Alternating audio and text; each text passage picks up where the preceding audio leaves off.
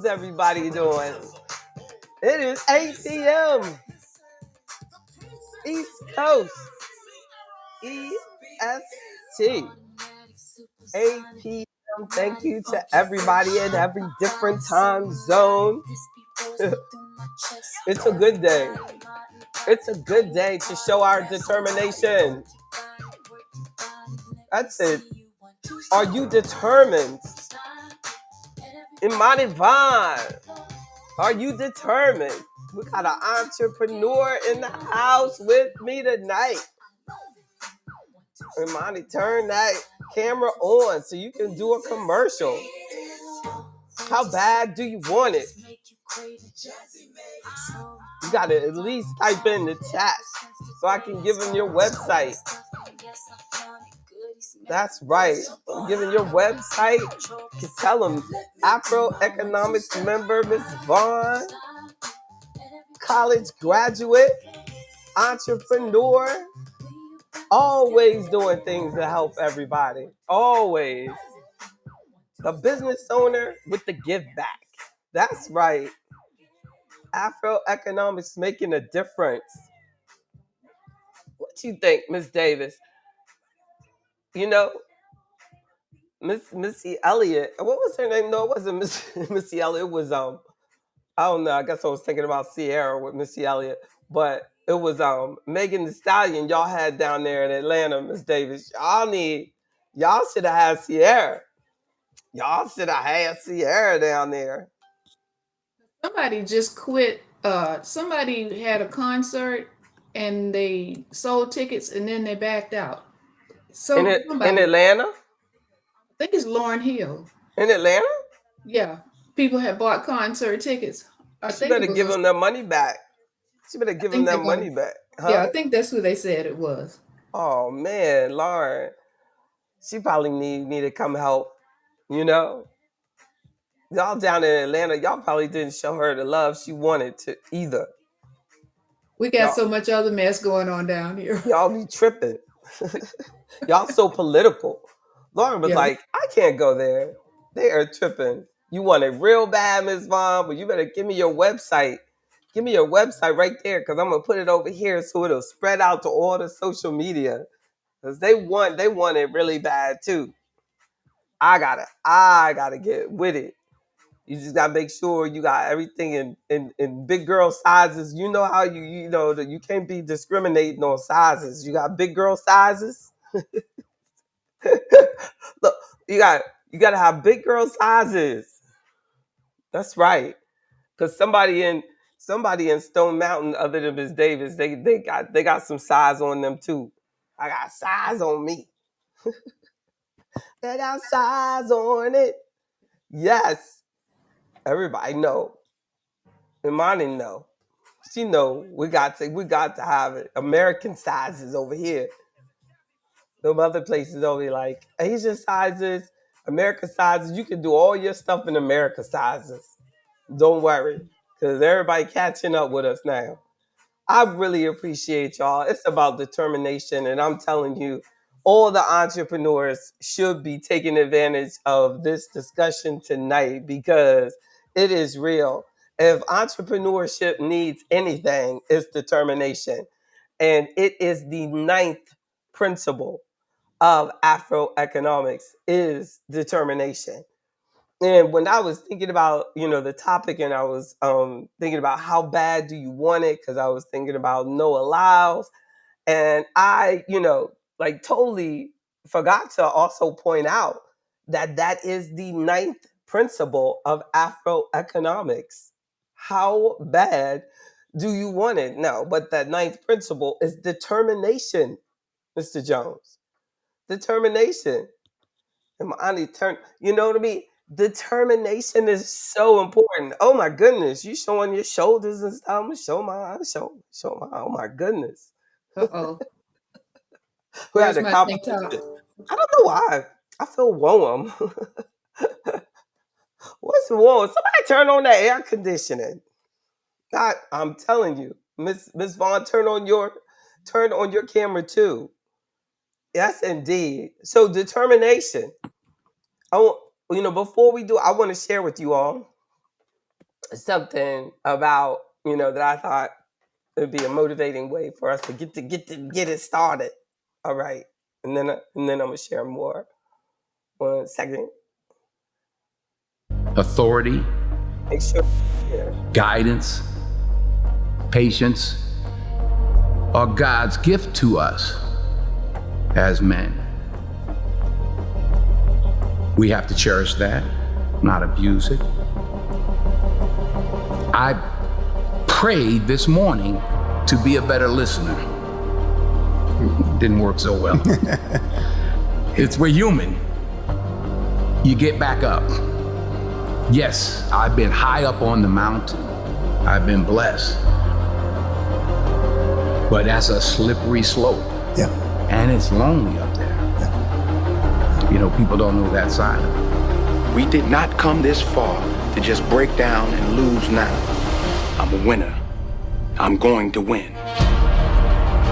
True desire in the heart, that itch that you have, whatever it is you want to do, that thing that you want to do to help others and to grow and to make money, that desire, that itch, that's God's proof to you, sent beforehand already to indicate that it's yours. Aspire to make a difference. So you are what you are in this world. It's either one or two things. Either you're somebody, or you're nobody. Never give up. Without commitment, you'll never start. But more importantly, without consistency, you'll never finish. It's not easy. If it were easy, there'd be no Denzel Washington. So, keep working, keep striving, never give up, fall down 7 times, get up 8. Ease is a greater threat to progress than hardship. So, keep moving, keep growing, keep learning. See you at work. Yeah. You at work, y'all. It's not easy. While it may be frightening, it will also be rewarding. So you got to get out there. You got to give it everything you got, whether it's your time, your talent, your prayers, or your treasures. Because taking risk is not just about going for a job. It's also about knowing what you know and what you don't know. It's about being open to people and to ideas. To get something you never had, you have to do something you never did. Because the chances you take, the people you meet, the people you love, the faith that you have, that's what's going to define you.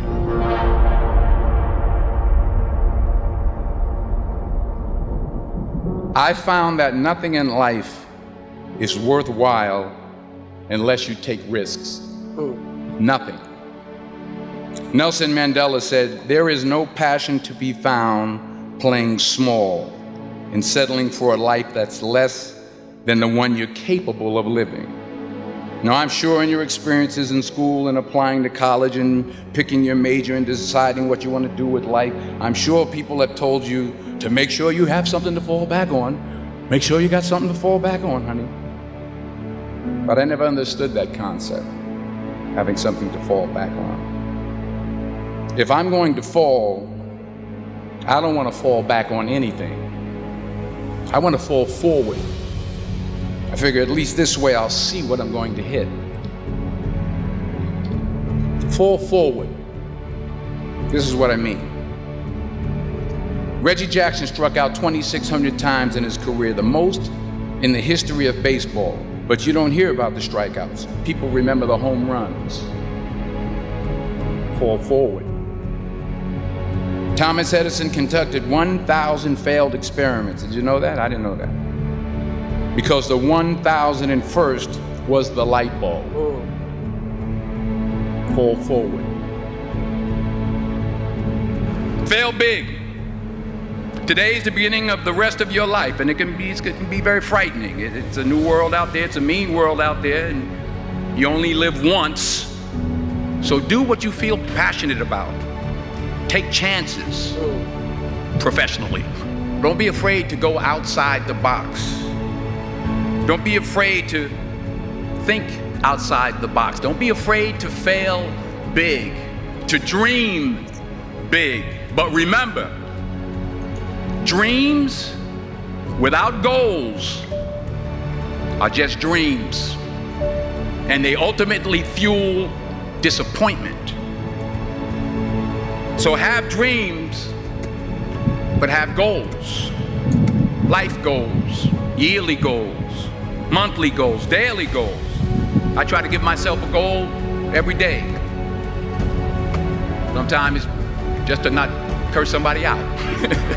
Simple goals, but have goals. And understand that to achieve these goals, you must apply discipline and consistency. In order to achieve your goals, you must apply discipline, which you have already done, and consistency every day, not just on Tuesday and miss a few days. You have to work at it. Hard work works.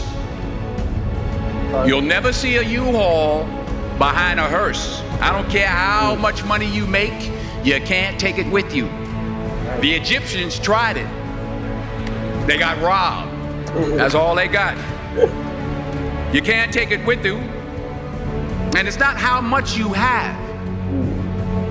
It's what you do with what you have.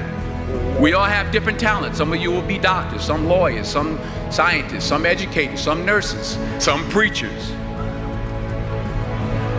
The most selfish thing you can do in this world is help someone else. Why is it selfish? Because the gratification, the goodness that comes to you, the good feeling that I get from helping others, nothing's better than that. Well, one or two things, but nothing's better than that. Not jewelry, not big house I have, not the cars, but it's the joy. That's where the joy is in helping others. That's where the success is. And anything you want good, you can have. So claim it. Work hard to get it. When you get it, reach back. Pull someone else up. Yes. Each one, teach one. Yes. Remember, just because you're doing a lot more doesn't mean you're getting a lot more done. Remember that. Just because you're doing a lot more doesn't mean you're getting a lot more done. Don't confuse movement with progress. My mother told me, she said, yeah, because you can run in place all the time and never get anywhere. Right. So continue to strive, continue to have goals, continue to progress. Amen. Beautiful. Beautiful. That's so powerful. I really enjoyed that. Yeah. I was like, I wanted to share that with y'all. You know, is this something that we will have here archived that it got us out? I'm so good to see you, Reverend Bozeman. I was Thank you. wondering if you were going to be with us today. I was like, I forgot. All weekend I kept saying, I got to text Reverend Bozeman, see how he's doing. Yeah, And I'm thank glad you. you were just partying, having a good time. Right. That's a good thing. You know, that I love this Yeah. topic because I was like, you know, I don't really think focus a lot on stuff in the book, but you'll see the ninth principle, determination. How bad do you want it? You know, the same, and the adikra symbols. You know, and make sure that you take a moment and look at the symbols that I have for each principle of Afroeconomics. For people that have a book other than Miss Davis, because she hasn't received hers yet. It's supposed to be coming from what I was told. You know what I'm saying? Exactly. I got to get with my shipping department about that. But but definitely, like, because then in the context, but at least can send you the ebook. But I'm gonna send you the real book. I'm just scared to send you the ebook because you'd be like, I don't want this. I want the real book. Yeah. Oh no. I want the book to go on the bookshelf, just like Exactly, yeah. exactly. So you can pull it out like them dollars you be pulling out. And but so the Just a ninth second. principle, and it is the Wawa Abba. There they are. There they are. This the seed of the Wawa tree, the symbol for the ninth, a symbol of hardiness, toughness, and perseverance. You know, the seed, the symbols. I don't, I really have to do better with keeping my symbols in front of me because I took the time to research the Adinkra symbols and pick out, which one I wanted for each principle and everything. And I remember, the editor saying there's some funny looking symbols. I was like, I don't really care. I'm paying you to edit. Just edit. You keep moving. I don't want your opinion. It's funny, but but that's I was determined that I wanted the book to represent, something more than just the average financial management book. I wanted us to, and I think we you all as members, we kind of take that for granted that, Afro economics has, in its presence, the root of us and where we come from and how determined that we are as a people. And, especially those of us that are descendants of slaves, how our life experience is so unique to anyone on the entire planet. No. And, there's just been a lot of discussion about, what is black and who is black and things like that. And it kind of are really stepping around the fact that it's descendant of slaves is really what, what I mean? The word where black came from. And, that black Americans, are a legacy, a culture, a group of, people, and we're real. And, that, so, and the book, I hope that, beyond past all of our lives, that we'll be able to, say that we encourage each other to create and build on your dreams, because that's everything that Afro economics is. For me to present to the world as a descendant of a slave that was, that have roots that come from Africa, that's what Afro economics is about. Us being all that we can be. And, the seventh principle, of course, is entrepreneurship. Where I was saying with Ms. Vaughn who was in here as well, one of our youngest members, and she just started her own business. And when I was her age, starting my business, I think, yeah, she's, definitely younger than I was. I was in my 20s, but she's in her younger 20s. And that she has an advantage because I didn't know anybody like me.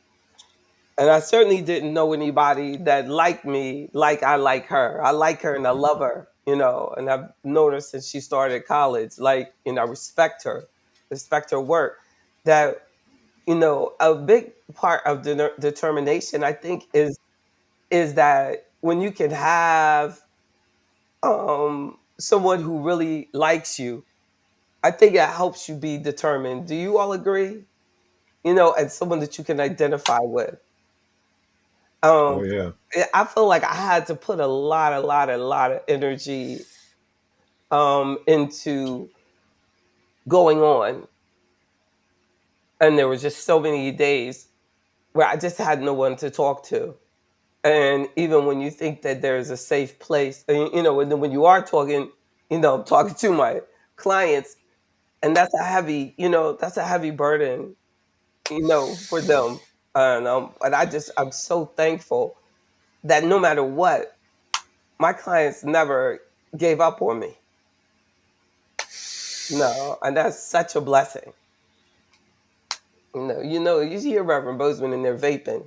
I'm just he's not vaping. Yeah, that's respirating.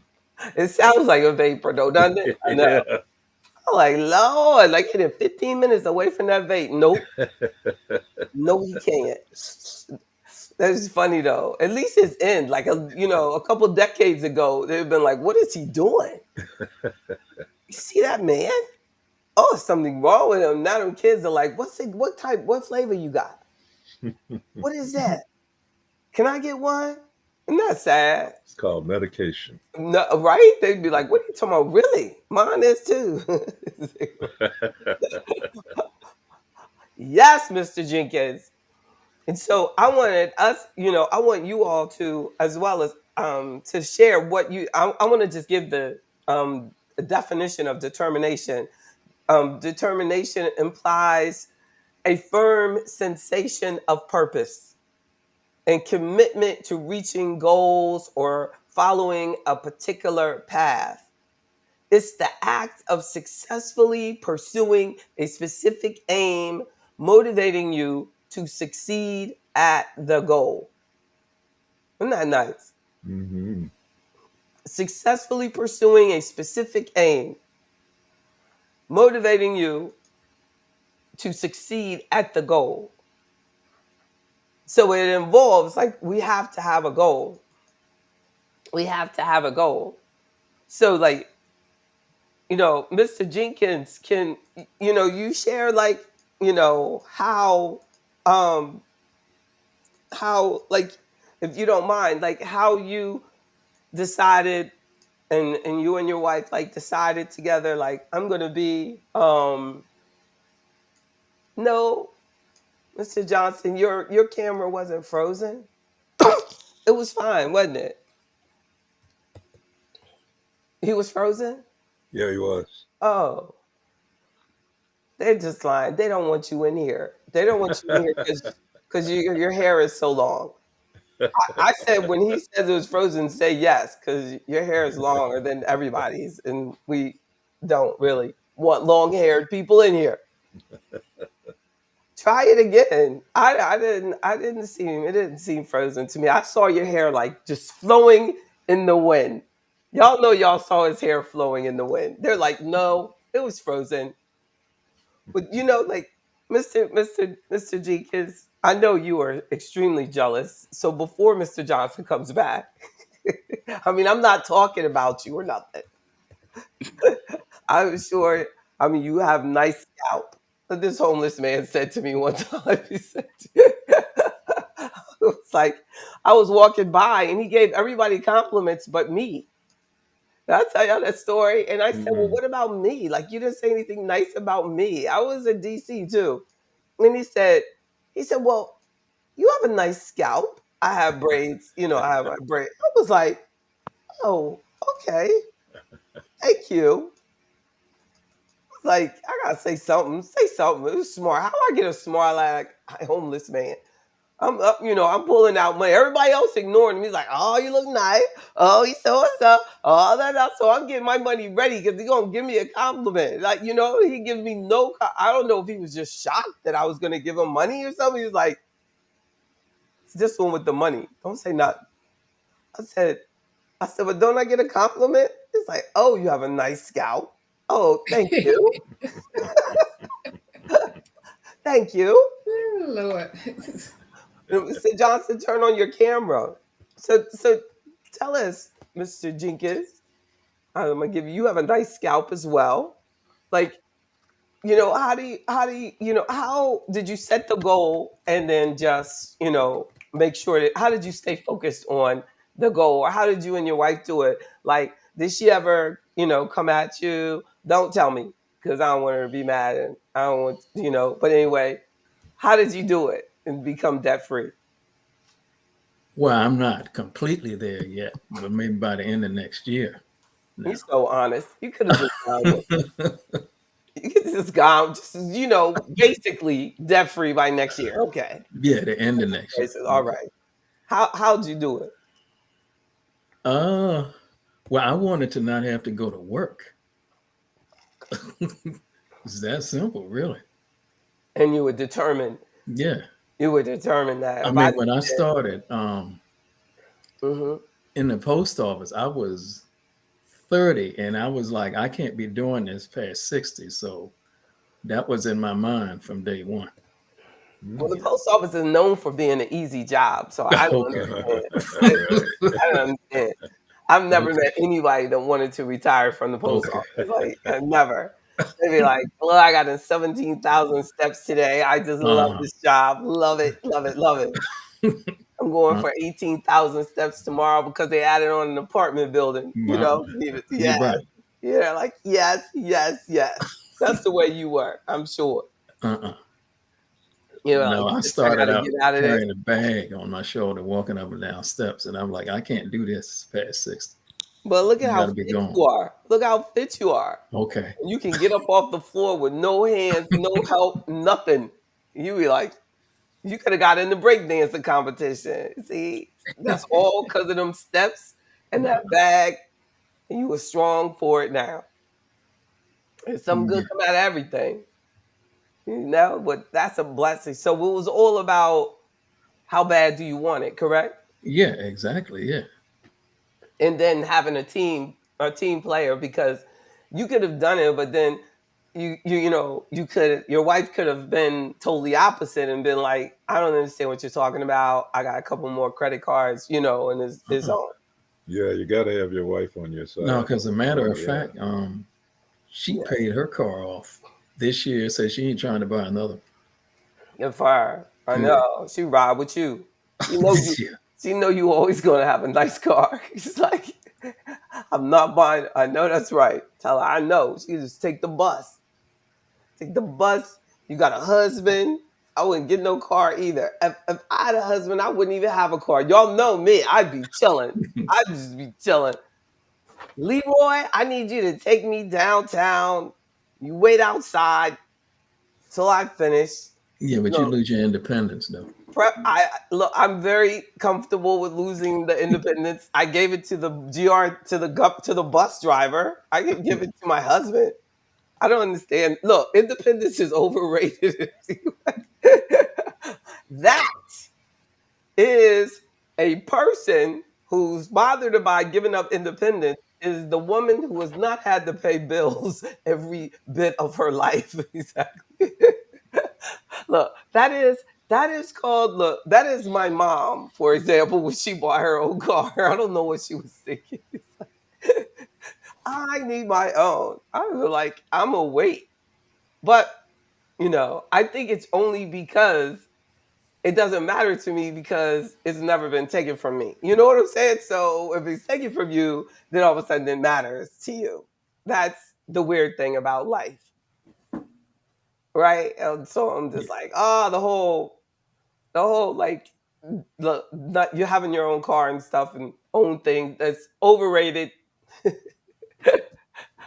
Somebody look, Kanika's like, yeah, it is. Exactly. But I mean, you get to the point, it's like you kind of don't want to be buying stuff. I basically done bought, stuff that I wanted at this point, That's a beautiful place to be in life. Yeah, where I gotta put your but it is like she's talking about my comment about independence being overrated. But it is funny. I can take their replies and apply them to whatever time in my conversation I want to. And they're funny. Like, I say something that they don't agree, but they gave me a yes. I can go find the yes. Yes, exactly. That's a dangerous thing, y'all, making comments on my stuff. I will use it whenever I want. But yeah,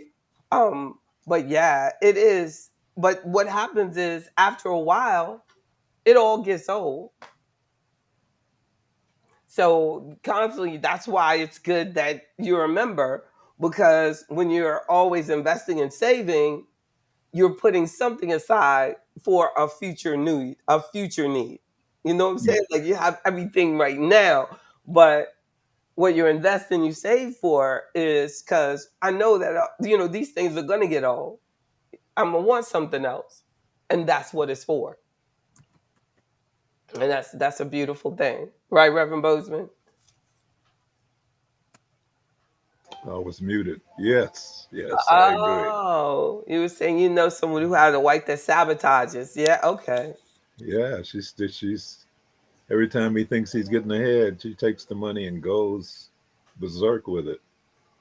Exactly. Well, So it's good that, he's a good guy because, you know, if it was the other way around, what, she'd divorce him. She'd be like, true. she'd be like, he is messing up my money. Get rid of that man. He's horrible. Isn't that funny? Exactly. Isn't Yeah. that funny? Like, that is funny. Like, oh my, a guy like, I don't know, what is it? Like, you've been socialized. Did you think that women get to do that? Maybe so. Like Yeah, you think that somehow I've had long talks with him where I suggested that might be a possibility, and he'd agree, and then 2 days later he's back in love. isn't that sad?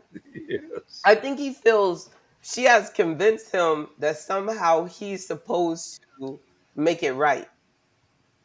You Maybe know what I'm so. saying? Like if you were a better provider, we could get all these things that I wanted. So it's not really my fault. It's your fault because you should have been a brain surgeon by now, making $1 million a year, and then here you are only making 150,000.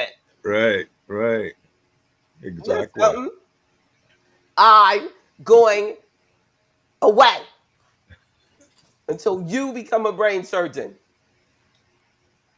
I tell you about that time when I was coming, up, and this man was coming home from work, and my daughter was in there having a cello lesson, and he was coming home from work, and his wife came outside and she said, I want to take a walk. So they had 2 little kids. So she walked down the street, and he was on the telephone. And he said, honey, I'm on the telephone with the boss right now. I mean, I can hear all this because they're outside. I'm sitting outside the neighbor's house. He says, I'm talking to the boss. She said, I don't care who you. It was a black guy married to this white lady. She said, I don't care who you're talking to. I'm going to take my walk. So she walks off. He keeps talking to the boss. The kid starts coming. There's little teeny, beautiful little toddlers. They're coming out. There's a car coming this way. I'm in my car. The car is coming at me. I'm sitting here, and the kid is coming down the driveway. He's on the other side because he's parked in the front of the house, but the driveway is on the other side. So he doesn't see this is going on. And I'm like, this woman is gone. He's on the phone. So these people were walking up the street closer. And I said, hey, there's kids coming down the driveway right there. And they turn around and they look. And they literally saved those little kids. Or I saved them. One of, but Yeah. oh my goodness. Then he still continues to talk on the phone, tells the people like this, and then grabs the little kids, and he says to his wife, like, don't let them come outside like that. The stuff is on the lawn. They had the chemical treatment, beautiful. Yeah. She's like, there's a beautiful treatment on the lawn. She said, whatever was gone. I said, I've seen everything. Those 2 little kids that got killed. But I guess to her it was like, I need my walk. How bad do you want it? I am willing to kill my kids for it. Wow. I am leaving right now. It is over. And if those kids had got run over, guess whose fault it would have been? Yes. On the phone. On the phone, she would have blamed it on him, like he didn't tell her, I'm talking to my boss that feeds all of us, because obviously you have been home all day. All I'm asking you to do is give me 1 minute. I'm telling you, it's good that it's her and him, because we would have never spent another day together. Not one day, not one. That man is either dead or those kids are dead. Somebody's dead in that situation. That was disgusting. Mm. I don't know. He needs to if the only way that was gonna work out is if he stopped and they just moved into the projects because somebody need to take care of those kids. I was like, y'all just sell it and change y'all standard of living or something because your kids are at risk. Yes, they're not working together. I don't know what people are when they want what they want with that. What do they want with that? What do they want? But I knew one thing. Well, I was in a I situation know what where, I said. That woman would have blamed that on that brother if her kids got hit by that car. And that's why I hurt myself yelling, stop. You know what I mean? Those kids. yeah, He would have been done, would have been on the news. Oh, sad. But you see it now, like people forgetting about their kids in the back of the car. yeah, right. We want everything. But I said, how bad do we want it? Like, no allows to do that. Me to have this business all these years, yes, some things got thrown to the side. Noah, what? His woman is all about the track. What did he say? Did y'all hear what he said when he won the 100-meter? Did you hear what he said? Ooh, Said this morning, he said that every morning when I wake up, my girlfriend says to me, "Good morning, Olympic champion." oh, really? That man, I'm with this woman because of the way she treats me right then, and she got that, she got that notice because she knows how bad her man wants that. And everybody on your team, my Lord, I'd be married today if somebody woke up to me and said, "Good morning." Good morning, money bag. And I say, "Good morning, most famous black investment advisor of all the world, descendant of slave, nappy head." I'd be like, "Yes." He called me nappy head. Oh, yes. Proud to have a nappy head. Your hair ain't got to be as long as Mr. Johnson's. You my woman. You are my woman. Celebrate the hair. Celebrate. Celebrate the hair. Don't try to get me to wear braids, man. He'd be like, "I love it nappy and short." Yes. I'd be like, "Yes. That's what you want."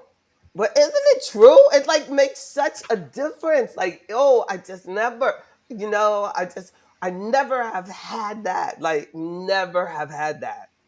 You get home from school, you're so excited. You're so excited. You're so excited. And you say it and you tell them, and there's nothing there. Nothing. Hmm. Well, you didn't need it, JB. You Yes, didn't. I needed it. Yes, I needed it. So what you do when you need it, you go and you get it from the wrong place. And then when you get it from the wrong place, they just change their mind on you just like that. Boom. Thank God for God. Amen. He is the only consistency I've had. I am telling you, God has never let me down. He always Amen. answers the telephone. He always texts me back. He always says, "You got the nappiest hair, that hair like lamb's wool. I love it." He is always saying the right thing.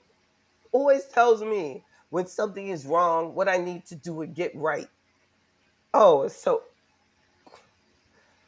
I don't know how people make it without God because I'm telling you, there is absolutely nothing else that we have to depend on. I hope Noah Lyles knows that too, because as good and wonderful as she is and what she says, she could change her mind. Hussein Bolt could come over to her house and say, "Girl, come with me," because he's fast, but not as fast as me. Let's go. And just like that, his woman is gone. So we gotta want it. because we got to know that it's what God wants for us, right, Mr. Johnson? That's what you're saying. Like, you got to know it, you got to know it, you got to know it, you got to know it. But it came from a lot of people changing their mind before I realized that this is God that's pushing me, not other people. It's God that's doing this. When I did God is amazing. I believed it was God telling me. For a long time on social media, I was saying, get armed, get armed, get armed, protect yourself, right? Yes. And then it was God who told me, become the thing you want to see. Mm, Become the thing you want to see. The mm, thing you keep talking about. yep. So I strategically went Mm, and went through the whole NRA. It was 3 levels to become a wow. firearm instructor. Became an instructor, and then I decided to do loan with firearms. Amen. Yeah. Because you said you were telling people to do it, do it, do Yeah. it. And you said, well, maybe I can help get more people to protect themselves. And then you did it. But it does take a lot of nerve because it's easier to talk about it than to be about it. Yes. It truly, it freaking is. It just is. Like, I saw this thing, and this guy, I was a recording of Earl something Jr.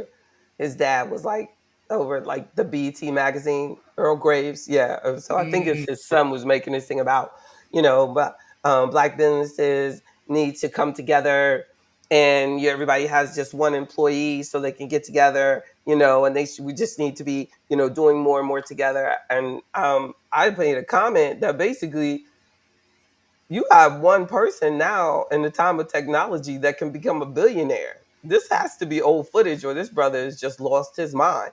You don't need everybody trying to figure out how to have less employees. That's what we need to realize. And computers are taking over.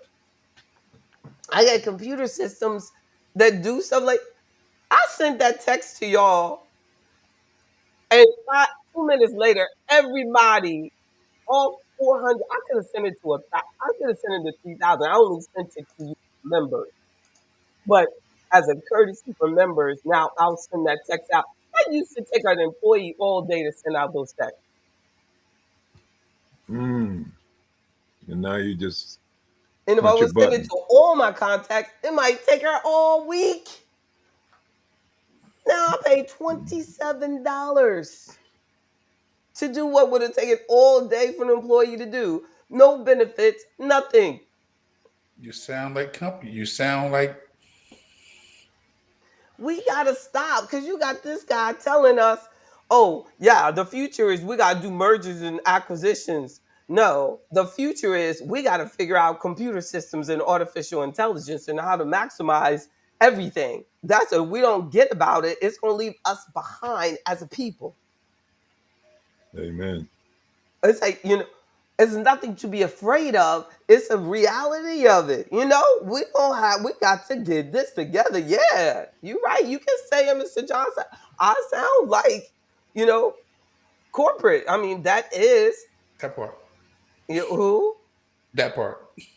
I mean, it is the reality. If we want to be entrepreneurs of the next century, we have to figure out how automated can help us.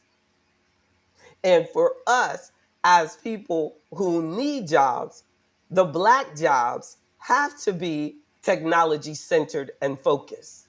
And I haven't heard one person of any position of influence to explain that. What we need when they say Black jobs, we need to be telling politicians this is what we need. We need technical training so that they can set up systems that do what I need to be done better. Like in my class, on the PhD class, it was telling me to talk about this plagiarism system that they have. And that's our last week of classes to explain. So this way they know that if your dissertation doesn't cite correctly, that that you're wrong. So it's like, and I said, well, what I'm surprised at, what were you surprised about when you studied the system that checks all of our work? And I said, I am surprised that it's not better than it is. Mm. This automated system does not give proper feedback, and it's repeating things that should not be. Like I should not. Like when it found an error in mine on somebody's bio. If I put Dr. Jones' bio in my paper, that's not plagiarism. That's the man's bio. He either went there or he didn't. You know, he went to university this, he went to university that, he went to that. They count that as plagiarism. You know, the computer does. Now, of course, you know it, but that shouldn't even be in there. Y'all got to do better than that. There's a freaking computer. You know, it's bioinformation. So when it's in your database, it should be under bioinformation. You don't add, change or ad lib or whatever someone's biographical information. Oh, he went to some school in California. So the computer doesn't bring it up. It's ignorant. So we still are gonna need people who think like that. How this thing can be improved, how Mhm. this thing could do better. How do we get it to not do bio? You see what I'm saying? Like we need those people. They And we found need, an error in the bio itself. no, I found an error in the software because if information that should be exactly the same should not come up as plagiarism. Like I Did should well? not, I Did just you took, cite it? well, you can't cite it like it was about this person's dissertation. And it was like, why is this person credible? So in the section where you say where they're credible, you take it verbatim. They went to this school, they went to that, they worked it here, this and this and that. It's their bio. How can you plagiarize somebody's bio? Mm. So it's that you don't cite their bio, because you're talking about. So those are the things that it should have in there. Like, oh, this is just their bio. Like, no, this isn't, da da da da da. Or at least question, like, is this bio information? That so it's, but I just say that to say as an example that we should not think that we're gonna have computer systems and the computer systems are great and we're not gonna need people to make these systems because they already exist. Oh no, no, No. no, no, no, You see what I'm saying? no, Like no. when COVID hit, Zoom was really the only one. But then now we have we had WebEx first. Then Zoom came around and knocked WebEx out of the way. And then you have, but all of these systems learn how to do that same thing, but more effectively and more cost effectively and cheaply. So if somebody else comes and they can do it, then they're making bank because the school systems are going to choose them because they're better and they have less error. Because we don't like when something like that comes up, that's stupid. I mean, they leave a certain margin, they leave a 40% margin of error. That's ignorant. 40% is too high. That's why that Yeah, lady it at is. Harvard ends up being messed up. You know what I'm saying? That's Yeah. stupid. But they have to do that because the system's not good.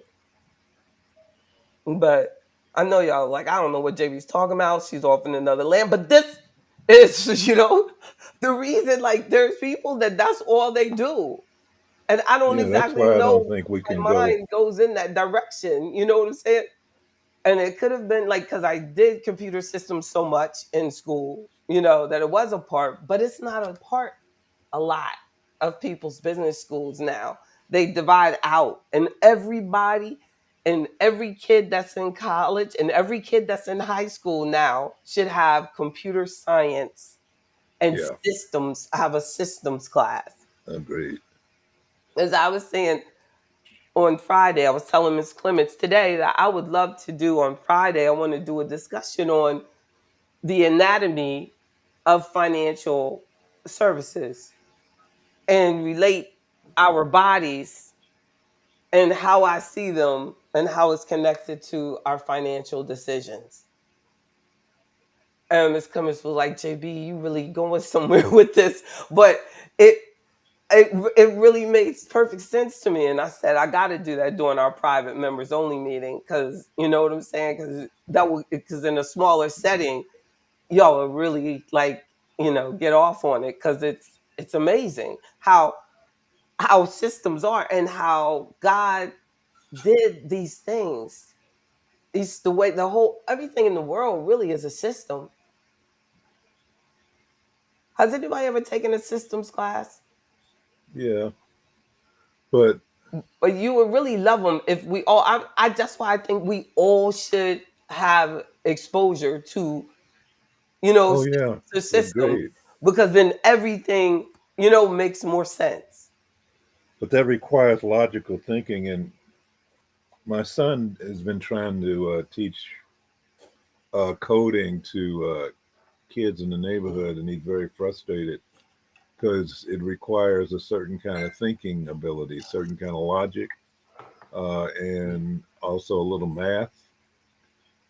And that ain't a lot. There's not a lot of it out there. The school system is robbing us of our futures by not teaching these kids math or coming up with a way for kids to be interested even in math. And everybody can't do that. Like everybody can't do that. Like he can have the greatest idea, but sometimes it's best that he give the idea to someone else to present. Mm. Because someone can take the same situation with little kids and those kids will get it and they'll want to do it. But he just won't know how. He just doesn't know how, you know what I mean, to Yeah. convert it. But they can take it and make it to what he wants. Like I enjoy working more with adult learners, like past high school. I like to work with people who are hungry. You know what I'm saying? And they Yeah. know what they need, and if they can appreciate it. Because a lot of young people, they're not hungry yet. Right. You know what I'm saying? And they're not curious, or they just haven't been socialized. So if we can get the parents to be more curious, then they'll create more curious kids.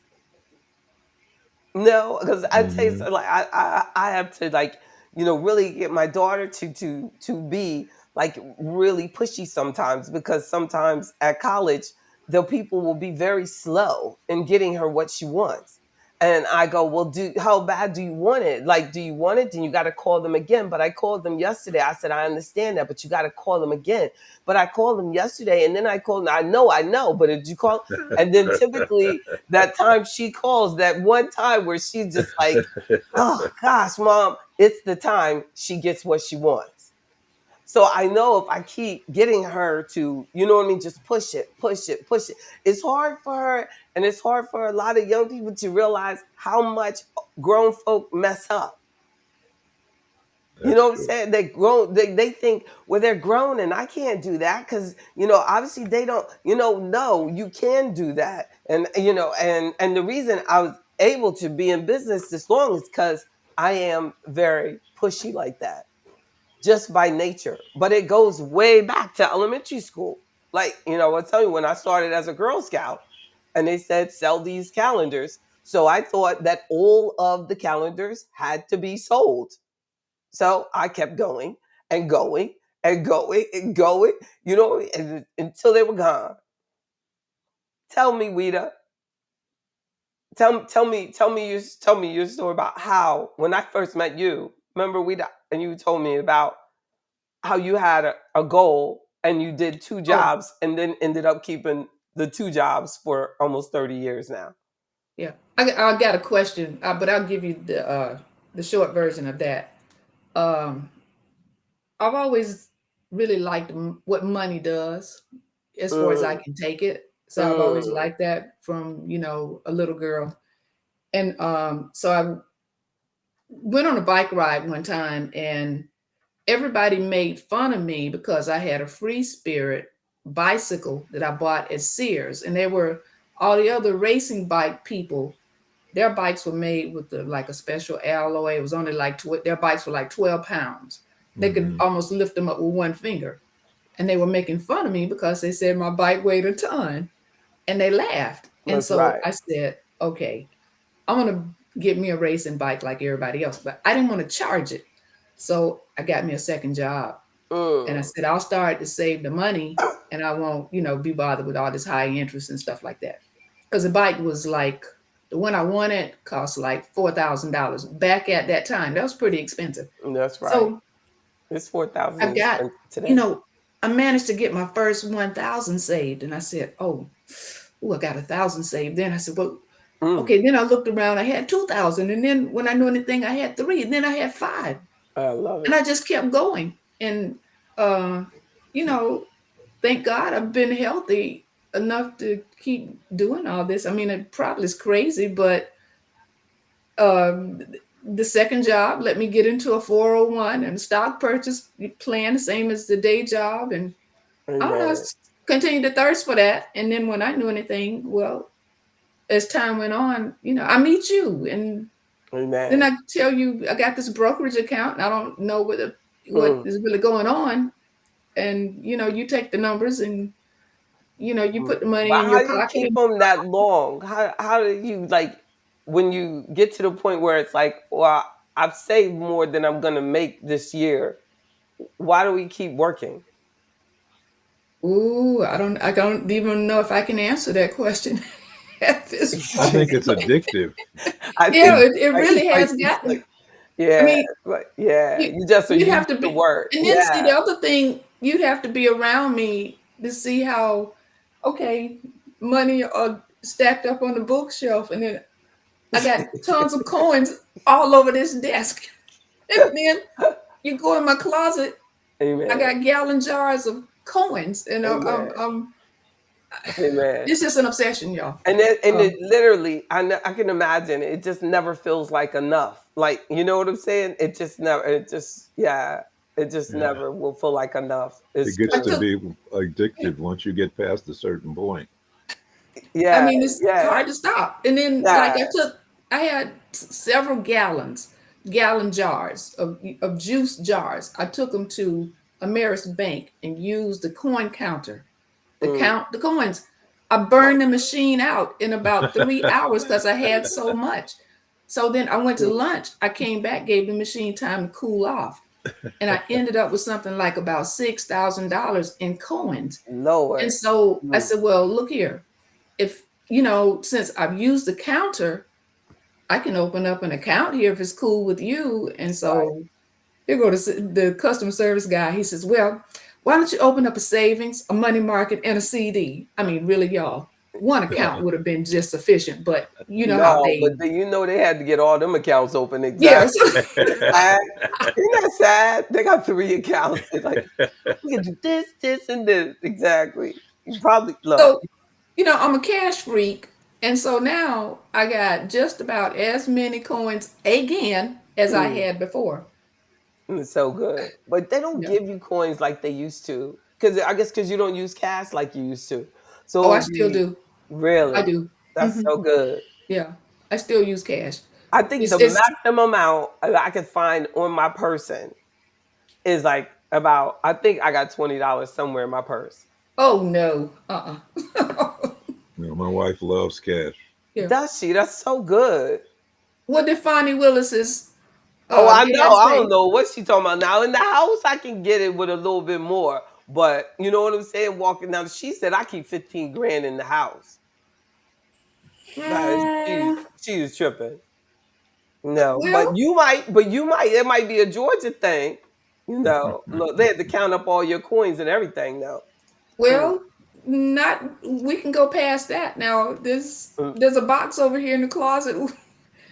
I shouldn't be telling you all this, but exactly. But you feel safe because we ain't in the same state. I bust up in that place. Look, Mr. Johnson is like, girl, but look, we also know next to the box though, she got that AK and the revolver. It's over there. Behind the door. She got a whole artillery up in there too. So that's why she's safe. She ain't worried about you. You see what I'm saying? Look, I pull up in there with my little snub nose, and she's like, "Why you playing, JB? Girl, give me the money." She was like, bringing a cap pistol to a gunfight. Exactly. You stop playing. I go, you don't know how loud my gun is when it goes off. You better stop playing. give me that money. It's gonna be like, The yo, thing how loud this one is. But I was going to ask you, give us an example of how you would take the human anatomy and Like, I'm gonna show apply you. that. I'm gonna show you. Oh, you want me? You just want a sneak preview. Well, I Before, took like certain like body parts, starting with the male. I'm just joking. Nah, but you are ignorant, Rita. See, you made me say that. You, without saying it. Yeah, I know we laugh about Golly. Now I it. gotta go to confession and everything. Look, and you're going to introduce this on Friday, Mr. Jenkins. I feel a fight coming on somewhere. I don't know where, but but he equates like certain, you know what I'm saying? Like the stomach, you know what I'm saying? And what it does and its function and how it relates to something financial. You know, You know, there's a I scene. won't go down to those parts, but There's a I'm scene say from I'm gonna stay in necessary like the heart. Uh-huh. Stay up. Stay Stay up. The up. Godfather Part 3, Yes. where Yeah. Michael sends his nephew to go to this guy to make him think he's unhappy, and the guy's like, I guess he cleans the money up or whatever, and he tells the guy, you deal with finance and stuff, I don't understand it. And it kind of, what you said made me think of what the old guy told him. He said, you understand the guns, right? He said, yeah. And he said, well, banking is the gun, money is the gun, and banking is the trigger. That's what he told from the Godfather.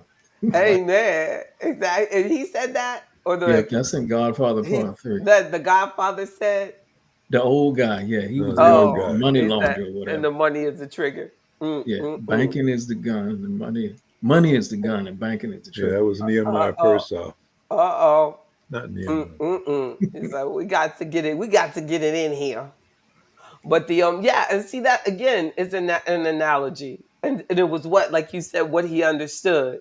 But my challenge is, that I want us to understand more about our health at the same time, understand the connection between our health and our money, and of what certain decisions that we make with our money and how they actually impact our body as well and our health. And so I think, it is definitely something that God has me building on, and things things that come, like now I know so much that it doesn't come from just nowhere, that we have to write it down and Eli Wallach. take action on it. Take action on it. Don't take advantage. Don't take for granted any idea that God gives you. So I feel like a lot of how bad do you want it? Are you willing to do what it takes? It comes, down to self-esteem. No, self-esteem. And then I think that Barbara, I hear you in what you were saying, that I agree. I was saying that my first exposure to systems wasn't until business school. But I believe that they should go into high school talking more about systems, because systems help us think more like entrepreneurs.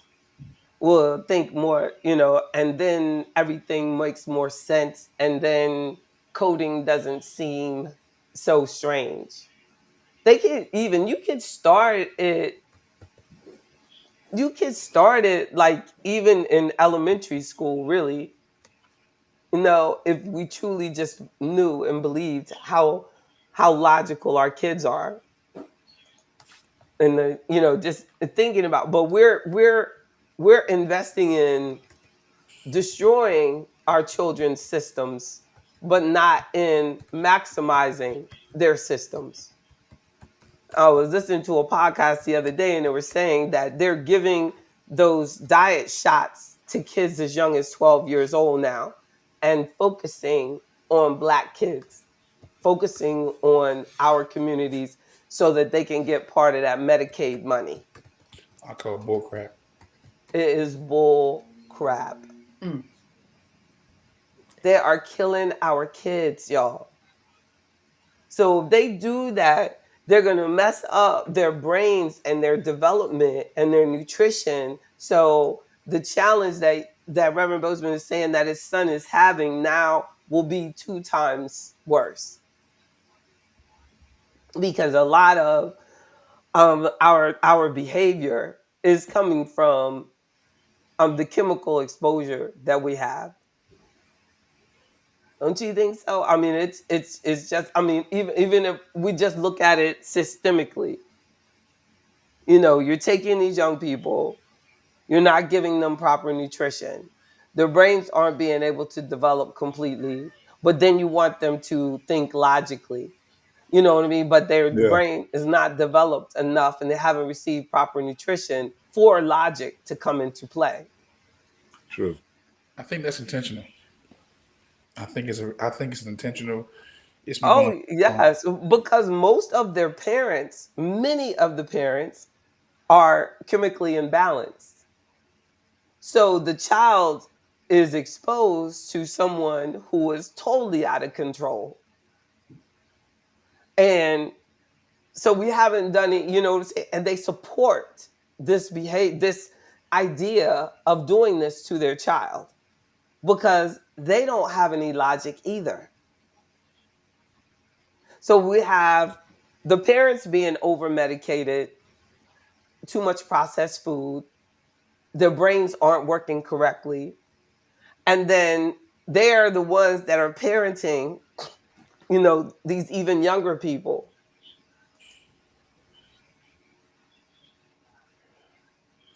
Yeah, you keep it 100. What you say? It's a war on our children in plain sight. I mean, I've never seen a nation who really, really go out their way to undermine the children. I mean, literally, like non-education. You don't feed them. You just want to drug them up. It's like you want to be. It's like they want us to become a nation of. Robots. Yeah. But we're not even really discussing that, especially if you look at it from the majority of Black people are part of the Democratic Party, and the Democratic Party is focused on having the right to get rid of children. Isn't that crazy? So it's not about what we need to do to take care of children, or what do we do with these kids that we have now? Like, or I guess, they feel like they address that when they say we want public schools. But public schools are where the drugs start. And lots of people who have drug habits will say it started when the elementary school made their mother put them on drugs, or the mother was excited because now you get extra income if you allow them to say that your child needs drugs. So you're going to get money for that. Like you said, there's a war, you know what I'm saying? So this child that they're telling you should have got rid of anyway is dealing with this child needs to be medicated because I don't want to deal with this stuff. So let's just drug them down. And cut back on the food stamps so they don't eat. And take the food stamp money to send it to a war zone. And then you have a parent that's not making logical decisions with the food stamp money and buying all this processed food. So the kid doesn't even know what an egg looks like. It has cereal You for can breakfast. buy a lot of processed food with those things.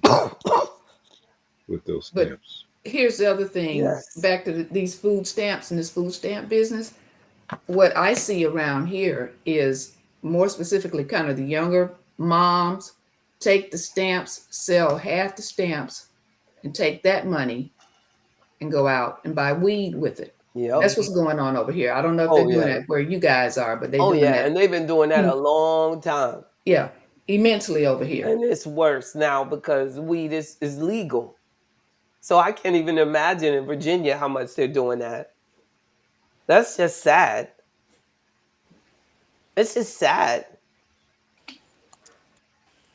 And it has to come down to, like, how bad do we want this to be different? No. And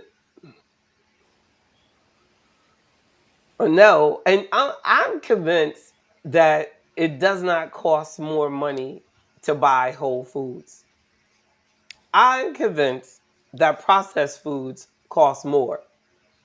Processed foods are convenience foods, and that's why they've become so popular. But they are not cheaper.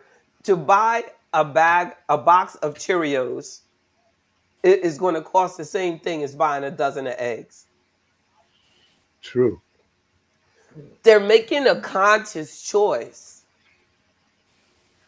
that this Cheerios is easier because I don't have to get involved in that. Exactly. And I know it's not easy because I was a single parent as well. And it is very hard. It is very, very hard. But I saw me and my daughter getting unhealthy. And I said, nothing is going to change unless I change. So I had to sacrifice income and slow down and cook for my child. And I don't think that people realize that the sacrifice that is required in order to do it. You know what I'm saying? But I thank God for my child. You know, I can't you can't change the way it is. You're doing it by yourself, and the child deserves to be healthy. But nobody is really, talking to us about that. Always, all they're talking about is like, one single parent said to me, she was like, I put my daughter on such and such a drug, and she's so much easier to deal with now. Mm. So when I wake her up at 3:00, so when she wakes up at 6, she's a calm and she gets herself dressed and everything is fine. And my thing was, but what do you do when that doesn't work anymore? Because your body will get accustomed to that, or it will mess up her liver over time. They're not talking about the truth. You know what I'm saying? They just give these things to our parents, and then they don't tell them about the truth that, that could stop them. Like the shot that they're giving them, that kid, you're cutting out their chances of getting a scholarship for school, because if they're on that kind of drug, they're not going to feel like exercising. I think it's more sinister. I think it's more sinister than that. You really can't even have a firearm if you're under some type of psychological treatment. Oh, true. So they can shut it. So you make sure you can't protect yourself, because, yeah, that's a good point. Drug since elementary, middle school, high school, you're clinically under the care of psychological care. That's so true. A question on the gun. Oh, so Socialize, and they can't go into the military either. You can't. So I think that was just a plan. But even with that diet drug, like it messes up their muscles, and they probably have some sort of connection on there that it could create a behavior change or something. You know what I'm saying? You don't know what they're signing away, what they're putting their kids on, what they're doing. But we do know that it has caused digestive paralysis for people, adults. I want to find out how much money they're getting per child. How much are they giving the families that have the children on the drug? Oh, exactly. I think it's in the grand. It's a lot. Okay, because I know Adderall, Paxil, Zoloft, Respirol, it ain't working. As I know that if they're a foster parent and that child has that type of issue, the foster parent is getting like twice as much. That's not cool. Yeah. I mean, it's basically an incentive for them to be drugged up. So you don't know, your body doesn't even know how to control itself. The child doesn't learn how to control itself, And I'll just never forget, in the Juice WRLD movie, he said when they told his mom to put him on that stuff in elementary school, he said, my mother introduced me to drugs. And he was like, there was no way out. And of course, he died from drugs. Wow. That's all he knew from a kid, but they don't address that. Like, and he was like 19 when he put so many drugs in his system that it killed him because the police were coming in the airplane. My goodness. And we don't think that the man confessed. My mother did this to me because they said I wasn't paying attention in school. ADD, attention deficit disorder, it's because we just have a lot of energy and we need to go outside and get some recess. That's right. They have shown research that children that have that bad behavior, when they take them outside, think Yes. about your own thing about grounding, and they sit that child on the ground, their entire behavior stops. Yep. So you're talking about children that are surrounded by, especially if they have a autism sensitivity or something. They all the electronics in the school and things are not good for them. No. So when they get them outside, they calm right down. They're a different child, they say. They're a different child. But I'm telling you, the word says that our people shall perish due to lack of knowledge. Like, or investigating. yeah, so They don't lack of investigate. seeking it, lack of seeking knowledge to create a better life. Like, as over the last, week, I've just been studying like the liver and the impact of certain things on your liver, and it has like been so eye-opening to see, like, even the fake sugar, the sugar alcohol can have such a negative impact on your liver. And we're just not even told to focus on cleansing our liver and the impact that everything that we eat impacts the liver, every medicine that we take. So we're getting earlier and earlier. Like, most of us never had that type. We didn't even take a vitamin as a kid. And think about what our bodies are. We got to be so careful with our bodies now. So these kids that are being exposed to drugs. That's intentional, baby. You remember, you saw in the tweet I sent you what Noah Lyles said, right? What did he say? About his girl? You're not talking about what his girlfriend said when I said. No, this is what he said to motivate people. I got it I'll read it for you. Okay. He said, I have asthma, allergies, dyslexia, ADD, anxiety, and depression. But I will tell you that what you have does not define what you can become. Why not you? Amen. That's what I'm talking about. No, that's right.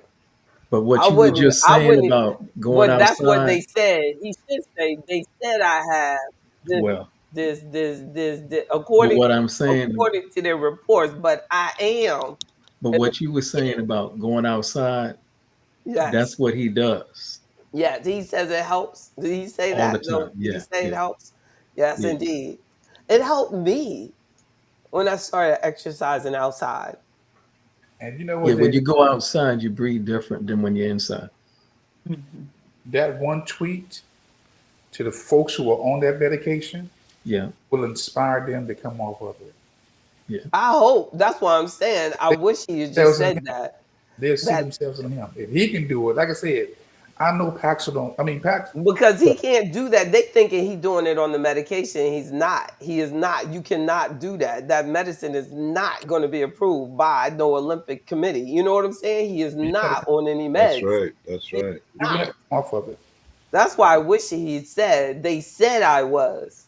Because I remember in one of the documentaries, he had like really bad asthma. And I remember the first time I took my daughter to the gym. And when we got outside, she went, what? Like, she just threw up everywhere. And then they were like, someone said, oh, I think she has exercise onset asthma. I said, you might as well forget that. Look, that was when you say I rebuked that in the name. You know what I'm saying? I ain't know why. I was like, not my child. No, she don't. See y'all tomorrow. We right back up in that gym the next day. And where is she now? She go twice a day. And anybody ever said that? No, no, and no. Shoot. Just like Noah's mom, like, we're going to get our way out of If I had known Noah's mom when he was going through that as a kid, I was like, there's something he's eating he's allergic to. And that was her. Like she just could not take dairy.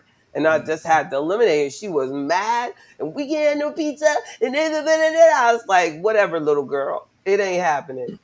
And we ain't eat it. Get over it. And then what? She's healthy. Thank God, by the grace of God. But that's the way the parents have to be. We have to be determined. We have to be determined. How bad do you want it? Bad as hell. Like my child is going to be healthy. And look, it's nothing wrong with you getting a second or third opinion. Right? And mostly, thank you. Are not trained psychologists. We just accept whatever people say. You know what I'm saying? And the doctors don't even freaking know. There is absolutely nothing inside of us that we can't cure. But you got to be able to do the hard work to get it cured. If you're not going to do the hard work, then they're going to cut it out. Period. It's going to be this or this. It's just going to go down like that. And either way, we end up still having to work hard. I remember when they tried to make me they wanted to cut my child out. And I said, no, I'm going to have natural childbirth. And it was of some sort of inconvenience to them. And they were mad. That's mad because I wanted to have her natural. You know what I'm saying? And I was like, well, I'm just going to do it. And then the doctor was like, well, did y'all do anything? Did you help her at all? And they said, no. I mean, they were just mean. The nurses were mean as hell. I said, my child is not coming into this world drunk. I don't care what y'all say. She's coming. And the one doctor, she says, well, I'm getting off my shift now. So if you want a female doctor, then you're going to have to let me cut her out. And I said, well, you might as well forget it then. Goodbye, because I'm not doing a cesarean because your shift is ending. Because her shift was ending. I was like, no, whatever. So then I was in labor like 17 hours. They were just so mad. Like, she should be gone by now. I was like, well, it's up to her. I was in labor at work, talking to them at the office. They were just so mad. Like, this lady makes me sick. It's not time. You should have sent me home last night then.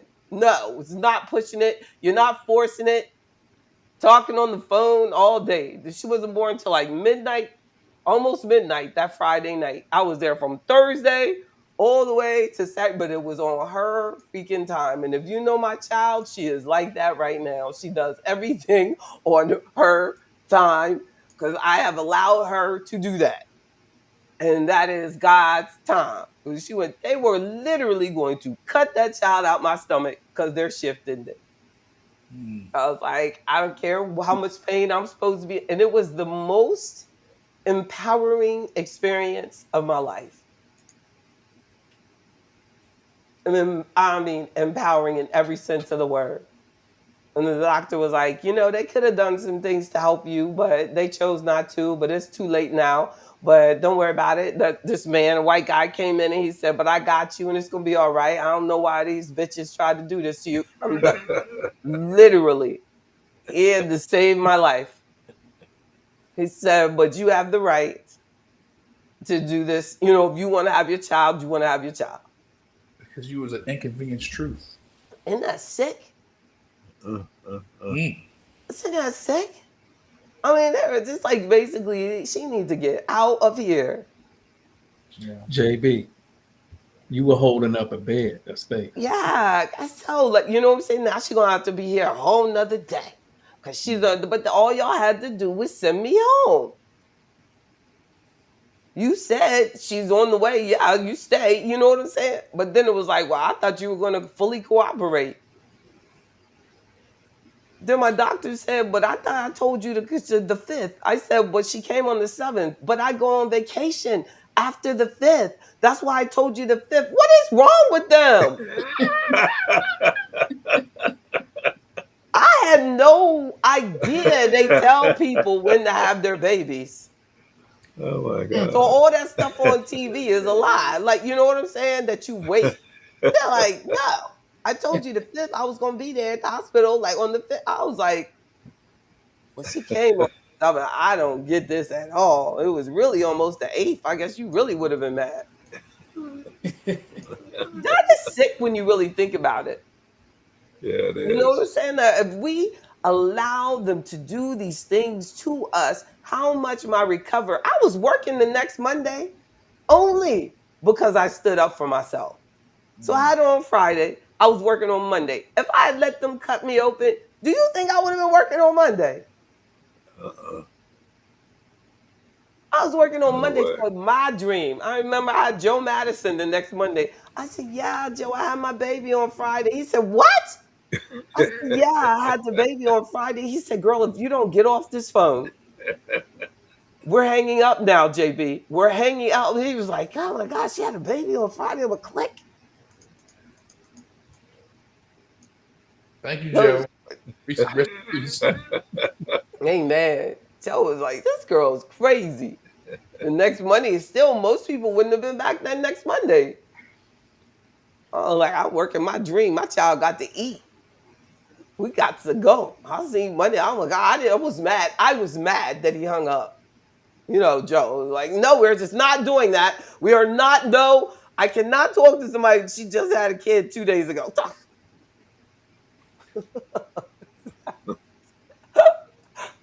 It was like, it wasn't even like an option not to show up. Like, I'm on the phone. What does it matter? That is something, but that's how bad I wanted it. And I still want it. I still want this dream. I still want Black wealth. I still want, to see everybody celebrate the wealth of the Black community. Like, I still want that as much as I wanted it in 1995. But what do I do? You know what I'm saying? I had to take, what do I do to make it happen? I'm just really committed to being consistent. I think that determined people are going to be consistent. They're going to, always be working on that next goal, on that next place, that next level. As I was saying about the future of this is technology. The future of Afroeconomics is, using technology. That's why I love that we do Zoom. We went all the way through COVID like that. We got more members than ever during COVID because we stuck to this. Everybody else was taking time off. We were pounding. Yeah, we were still doing this on Wednesdays, still doing it on Fridays, still doing it. Mm-hmm. To me, like that is where warriors are made. The confidence that I could not have in myself, I had it in the purpose. So it was like it doesn't matter about how my own self-doubt, because this is bigger than that. Right. No, not being afraid. I'm not afraid to fail. When things don't work out for me, I try to be as honest with you all about everything in my life, you know as possible, without offending you and making you feel like you're telling me too much. You know what I'm saying? But it's like, y'all, like, JB, you're way past that. We were just talking about your childbirth. We were just, we're just way past telling too much. You have told us too much, too many times. But I don't think about it like that. I just feel about like that whatever I share, it's saving someone else from going through that, or at least when they go through it, they don't have to feel alone. And then people don't have to go in there and say, "Well, they don't treat Black women right, and they don't," you know what I'm saying? I don't know what y'all think you doing, but this what's gonna go down in here. Because trying to complain about something later is too late. We have to check our dream, protect our dream, protect our child, protect our spouses, protect your children, protect. We have to be in protect mode, like lone wolf at all times. Absolutely. Isn't it true? And we do so much business with people who don't have a protective instinct. But my thing is, if you don't want your best interest to be protected, don't get me involved, because I'm going to hurt somebody for you. JB, I've said it and I keep saying it on every broadcast of platform. I believe that our self-preservation switch has been deactivated. It's really scary. You know, That's really scary. yeah, we don't know how to defend ourselves or our And children. then at the same time, all it is self. You know what I'm saying? You know, Because I self. think it's bigger than that. Like, I think that what you do is teaching us to protect everything that we love. You know what I'm saying? And I feel like that's what we've lost, is that ability to protect everything that you love. That's why I see what I do as being about the Father's business. And I tell folks all the time, I don't know what you called to do. If you called to be a destroyer, be a damn good destroyer. If you called to be a healer, Mm. be a great healer. You called to be a deliverer, be that. But whatever you do it with your passion, do it with your heart. Yeah. I know everybody gonna want this, Well, but people do the bad with all their heart, but they yeah. don't have that same passion for doing the good. Mm. They got like all with all intention. You know what I'm saying? They can go all out their way to ruin somebody's day, but you can't put that same passion in to try to help somebody's day. Mm-mm. Can't you just smile? No, Mm. I'm going to cuss out everybody I see. If we put that same energy into making sure that your children wake up and feel like Noah Lyles says his girlfriend makes him feel, that's what we have to do. No matter what, if I cried all last night, my daughter never knew it. She has never heard me in an argument, never heard me fussing with nobody, never heard of, from like she told somebody the other day, she was like, I don't know what my mama was going through, but I had the best childhood in the world. Like, and it's the truth. Like, that is because they have to be protected. Why in the world should she have to know when they can't do anything about it? We tell them too much. Part of protecting them is mentally protecting them. They don't know. And then you tell them when it's time for them to know. But sometimes people are like losing their kids, using their children as counselors and thinking you could talk so ugly about somebody and then they're going to want to spend time with that person. They're not going to. If you talk bad about their mom or their dad, why should they want to spend any time with that person? Yes, they were wrong. Yes, they were wrong. But for this kid, they got to be the best person on earth until it's appropriate, and that's 100 years later. But they'll figure it out. But we do have a responsibility to protect their mind, to protect their heart, protect them, make them so they can go to school and focus on school and enjoy their life. I remember one time I went to school and my parents were arguing all the way to school. And I don't know, usually I would walk to school, but for some reason I was there just with them. I'm the youngest. And I was the only one left in the elementary school, I guess, at that time. And they took me to school. And I was so afraid the rest of the day. I was just terrified. And my teacher was so worried about me. She was just so worried, so worried. And I just said, I don't ever want my daughter to feel like that. And I think if there's any parents out there now and you argue in front of your children, you know what I mean? Know that it's not good. That's not cool. As they worry about you. I was so worried. I thought for sure my mom was going to tag my dad. I'm just joking. No, but I was really worried. I was worried. I was like, she going to whip his ass. What we going to do? Teach. I gotta go tell my dad. But I was really worried. I was just joking, but I should have been thinking like that. I probably should have been like, oh, I'm gonna be like, I don't know what you worried about. But we really, I have to protect them, and it was probably one of the biggest things for me was to make sure that she didn't feel that way. No, that I didn't want my child, but I wanted that really, really bad, you know. So why, if I wanted that really, really bad, what did I have to do? Like it's not enough to just want something. It's I had to create that. I had to create that safe place. And a lot of times people assume, oh, because kids have mom and dad together, that they have, you know what I mean, that they really wanted mom and dad together, but that doesn't make it safe.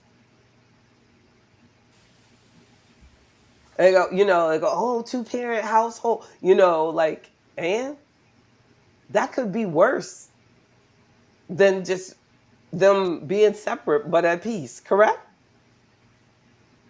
Yes. Yeah, exactly.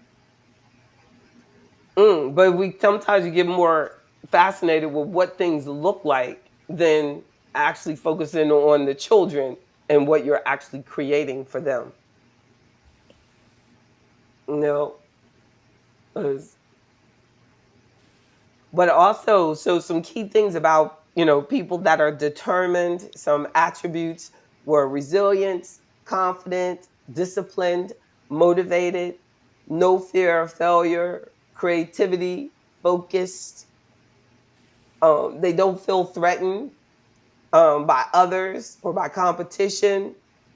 Um, they're consistent, decisive, dependable, very much a goal setter, have a lot of gratitude, hardworking, passionate, and proactive. Would there any attributes that you all would add to that? No. Hungry. Flexible. Flexible. Hungry. Determination is not flexible. I'm just joking. Yeah, the person is flexible, right? The ability to adapt Adjust. to whatever Yeah. happens and not Yes. just go to Yes. pieces and still Yes. Yes. figure out, you know, Mm-hmm. how to Yeah. make it Just work or whatever. well, that way, you know, if I can't get under it, get around it, get over it, get under it. Yeah. I mean, that is the truth. It doesn't have to just be done one way. It's getting it done, right? And faith. Faith. Oh my goodness. Very good. I love it. Yeah, Faith. that's what keeps you going is faith. You got Man. that burning desire to see it come to pass. Burning desire to see it come to pass. Yeah. Hey, Mr. Johnson. What would you say in closing, Mr. Johnson? What would be your example of determination in your life? Taking no. I don't like no. I don't like the word I can't. Mm, I'm you tell me no, I'm gonna try to find a way around that. You tell me I can't, well, we're gonna get it done. that's I've heard powerful. too many no's. Too many I can't. So I don't even subscribe to those words. No, when I can't. Now I That's keep it on powerful. standby, Yeah. but I So don't. are you saying that on dates too? Like she said no, and you go, "What are you talking about?" I'm just joking. I'm just joking. I'm just joking. I'm just joking. You were just talking about business, right? Exactly. Yeah, yeah. Like Juan, if you call me one more time, she's like, I don't take no for an answer. Look, girl, I'm gonna call you tomorrow. Click. I said no yesterday. No, I'm not going out with you. Yeah, I keep those on standby too. I keep them. Uh-oh. He loves a challenge, exactly. He said, no, I love a challenge, period. No, well, you know what? I look. I'll say this. You know, I broken folk. You know, I can't. Broken focus to me Mm, is inexcusable, mm, and so you can't have nobody break your focus, especially when you trying to pull off something that hasn't been seen before, or you've been told, or you've been given this passion to do something. So I put that's right. premium on staying focused. That's If right. it's me saying no, then no, because That's my focus right. is more important than anything right now. And all I mean, then you indeed are that. Like you have stayed on point, you know, with it. And you know, and I know it's not easy. Mhm. Every time there's a news story and that involves firearm, it's like everybody's, man, did you hear? Did you so and so? Did you think, you know, it's just like, yeah, but you know, but you've pushed through it. You have pushed through it. Um, you know, Yeah, in mhm. this Olympics, there was a story of this black woman who's I think a shot putter, and Mm. she put on in a tweet that you know this she don't have sponsors and uh, she's got hardly got a job Mm. and she doesn't know if her pen rent is going to get paid, but she is here at the Olympics and she's going to win the medal, which she did. No, that's right. I think that was that the Nigerian one, but she's in America now. Yeah, I think so. And Yeah, so all of a sudden, people started sending her money. Oh, who yeah. was it? Flavor Flav. Flav, yeah, Yeah, Flavor yeah. Flav sent her some money. She's good. She's, you know, she should have contacted me. She don't know I'm out here, huh? The master shot putter. Hell no. Somebody should have told her, you know, this lady, like, she probably pay you just to coach her. Like you, Like all the money I paid in my shot put coach. I'd be like, I girl, you think they do that get your rent tomorrow. right. Oh, Hmm? I thought about you today. They had these the women weightlifting mm, was on, and I got fascinated. These women weigh like 105. They Yeah, stopped at 250 pounds on the clean and jerk. That was the one that yeah. won the medal. I think they only want that little bit of weight. Like they only want those little people because they don't do powerlifting. You No, know but what they I'm have saying? big one. I guess they're in they were their weight class because the guy was small too. So they did the small Yeah, people today, I Oh, guess. yeah, you just saw the thing, Yeah, but yeah. The that guys are Olympic lifting 120 is gonna be pounds. smaller yeah, people too, though. 120. The women were like weight 110 or whatever. But Huge. Olympic lifters are smaller people and they do less weight. You know what I'm saying? Because they break their arms doing Oh no, 500, but they like the stopped. The women got up to 600. 250 when they stopped, which I thought was that's twice what they weigh, more than That's twice. the point. Everybody's supposed to do twice their body weight. Oh You yeah. know what I'm saying? But at least twice. The men do like 2.5 times. But I still don't appreciate that the Olympics doesn't have powerlifting. I just think that's ignorant. Well, they do the they did the what do they call it? The jerk and the That's not powerlifting. no, they did the None of that. snatch and the clean and jerk. That's all None they of did. that is Sure. powerlifting. Yeah. That's what they call Olympic lifting, and that's sad. Oh, And the really? powerlifting federation says they have approached them several times. It's all about money. You got breakdancing, you got, you know, skateboarding, but the powerlifting people can't get in it, you know. And there's a whole bunch of natural powerlifters way younger than me, you know what I'm saying? But we have natural. I set my world records was in a natural competition. They did drug testing and everything. That I'm no so there are some people in all sports that juice, but there's also people in all sports that don't. So Olympics is just wrong about that. No, no, but you know, powerlifting, I think they have enough money. Those powerlifters competitively probably make more money than they make, you know, in the Olympics.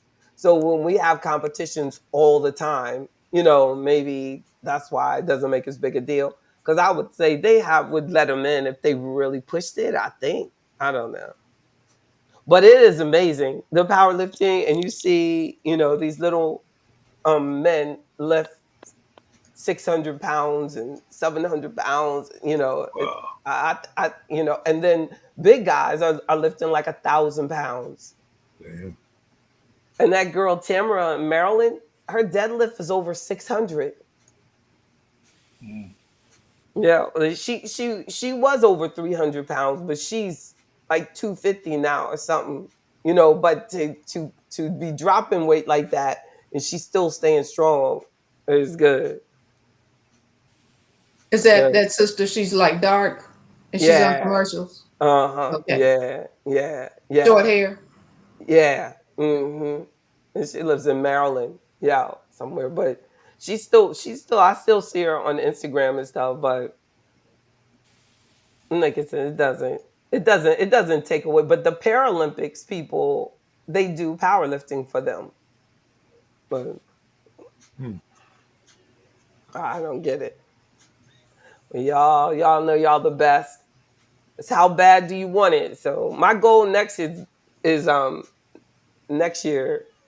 The senior games has powerlifting in it, so I'm gonna do that. Maybe do one before that. But they're supposed to give the date, so I have to do a senior games. I'm gonna do my field events and track, but next year I want to do the powerlifting and the field and track with them. But this year has been better in getting my weights back up. Like now, I feel more confident about the running and my movement. I just had to like stop lifting heavy, but I also feel like it was I don't know. My body feels so much better since I stopped sneaking in processed food. So I don't know if it's just shape or I just think it's really just the food. I just stopped all processed, no sugar, and I don't have any aches and pains anymore. Wow. That's And so like corn syrup. such a blessing. Yeah. I mean, that stuff messes up your kidneys. I mean, messes up the liver. So the liver gets inflamed from the sugar, and then it causes that, arthritis feeling all over the body. I tell y'all with from the bottom of my heart, if you want your entire body to feel better, don't put one processed food item in your body. No, Not one. And you're going to feel bad for a while because you're going to go through withdrawal. But for a minute, but give yourself a week to just lay in the bed and feel horrible about it.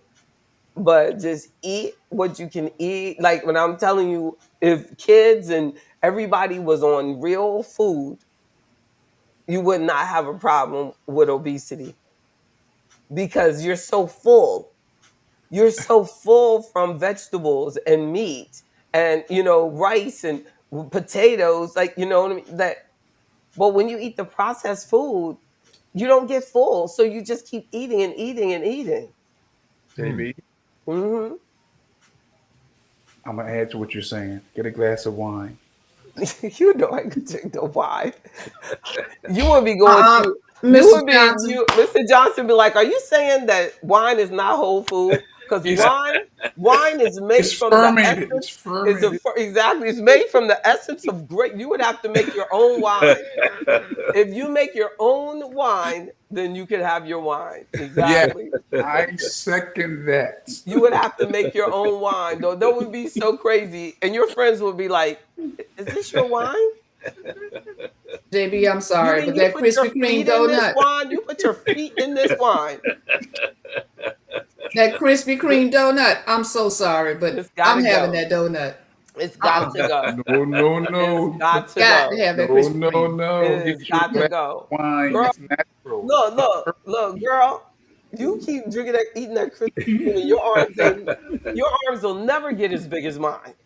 Look, how would you get your shoulders like that? Yeah. If you keep eating that Krispy Kreme, you're gonna be tiny like that forever.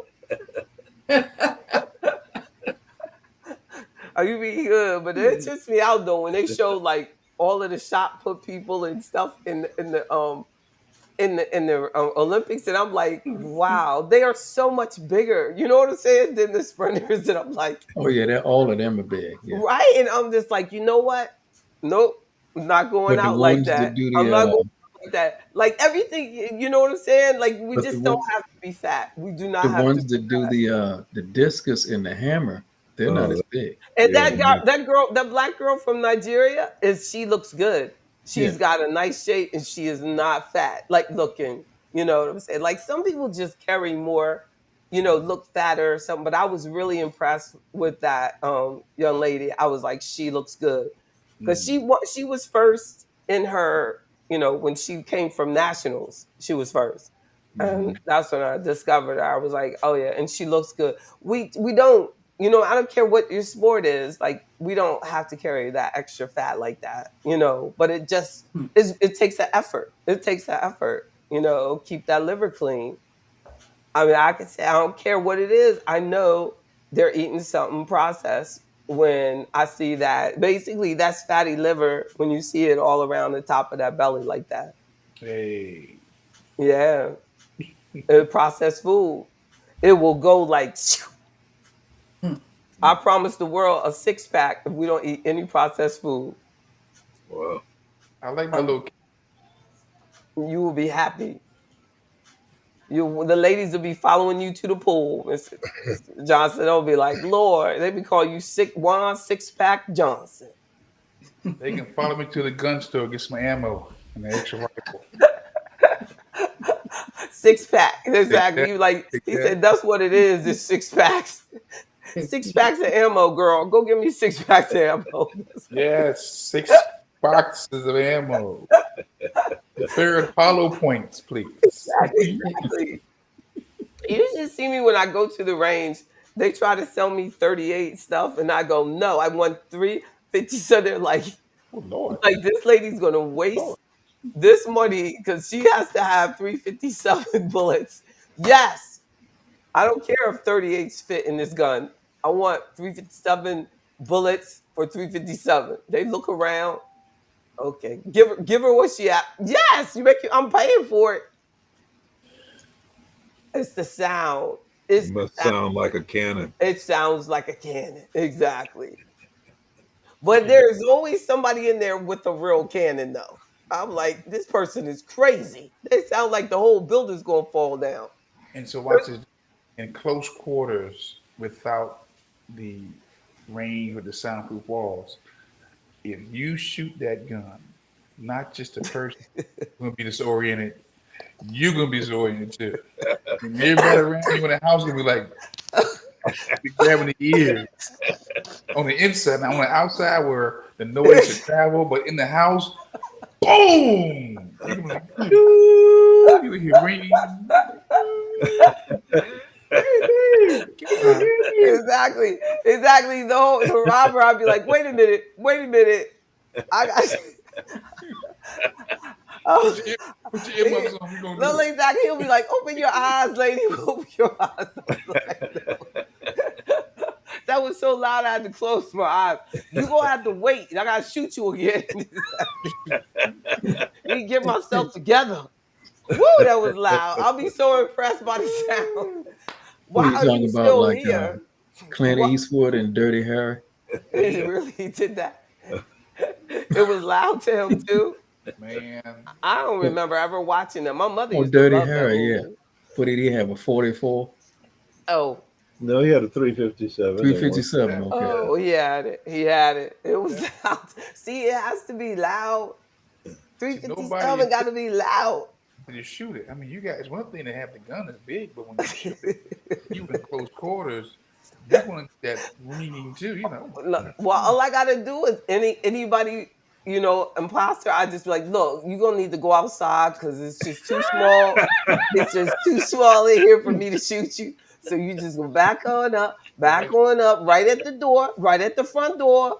I'm going to release this gun. Exactly. This is called gun etiquette. You're going to have to back on up.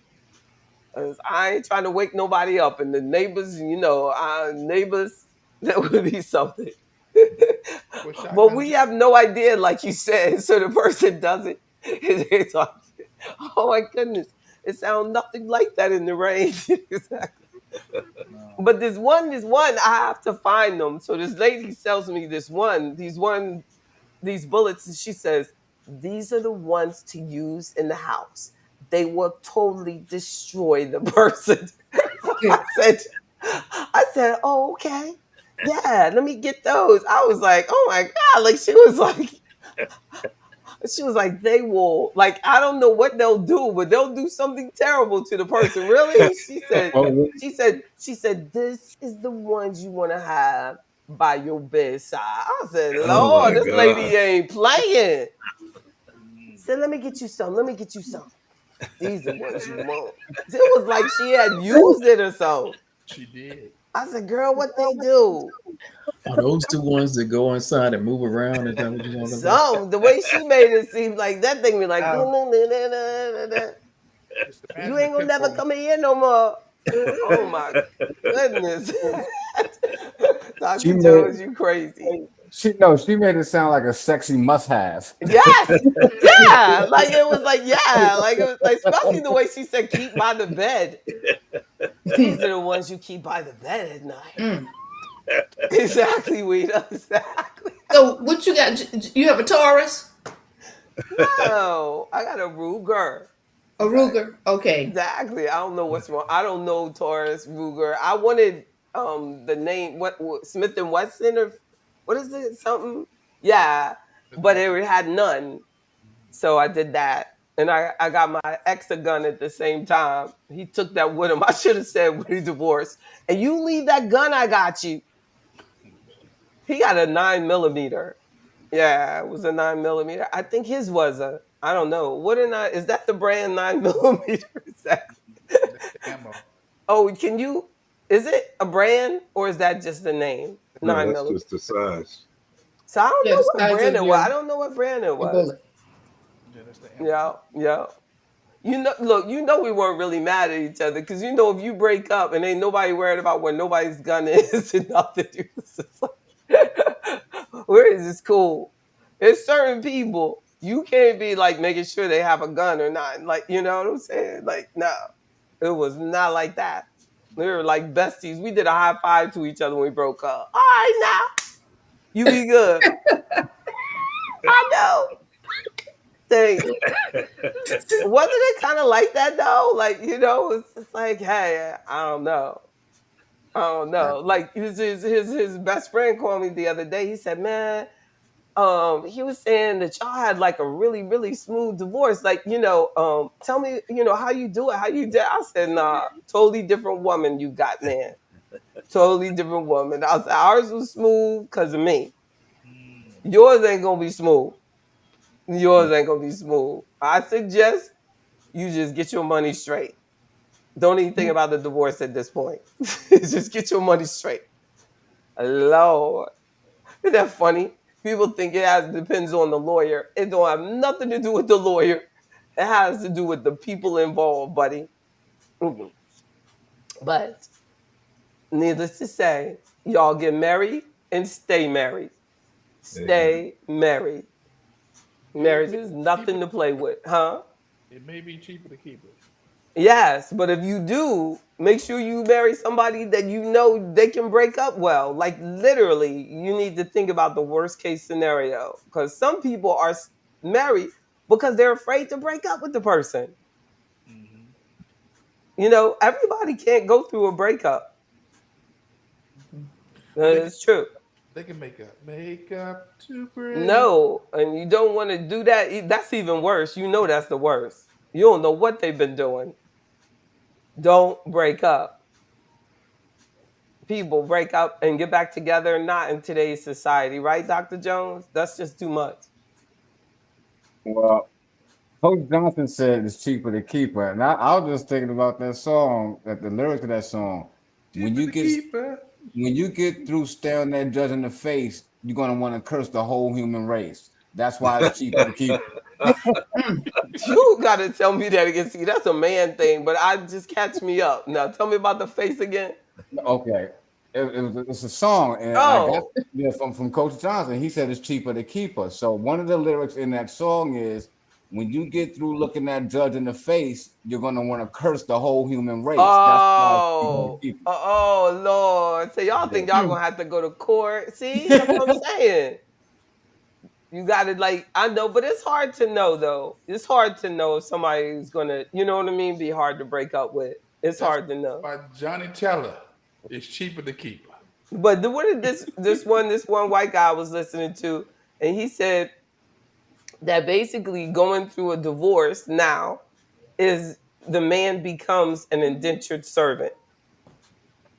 Mm-hmm. And he said when you have children. And I was like, dang, that's hard. Yes. And I don't think people ever really think about that. Like, you know what I'm saying? It is like an indentured servantry. It's slavery. Yeah, I had he was like, a servant. I don't know. Oh my goodness. I had a friend of mine. She made a deal with her ex-husband that if he paid the daughter's school tuition to get her to high school, she would give up the child support. The last year. Yeah. If he paid all 4 He years just of switched up. tuition? No, she gave up let him pay the tuition instead of the child support. Oh, so he had to pay all of college? No, just high school. High school, private school. Yeah, private school. Yeah. Oh, she gave up private school of college. I mean, of No, high school. She paid for just private high school. school. Yeah, yeah. But she made a deal that she would give up the child support if he just paid for this private school. Till she got out of high school. The private school when Yeah. she was in high school. Yeah. Yeah. Well, that's more than child support. That's Yeah, but he got out a little earlier before she was 18. He lost that last year child support. That's She good. was 17 when Yeah. she graduated. Yeah, exactly. They that's I don't know if he came out ahead or not, but the school had to be paid. Yeah. The daughter came out ahead. Oh yeah. Yeah, at least she got out. Yeah, got out early. But I don't, you know what I'm saying? You just never know. But he did it, and it depends on the school. Because my daughter was in private school, it was like $20,000 a year, Mm-hmm. and the child support I got was like $5,000 a year. Yeah, that's why she. That's why And she that wasn't until she was like 4. Like, you know what I'm saying? So Right. That's why my friend did it because of what you just said. that's why you were friends with the female. Yeah, yeah.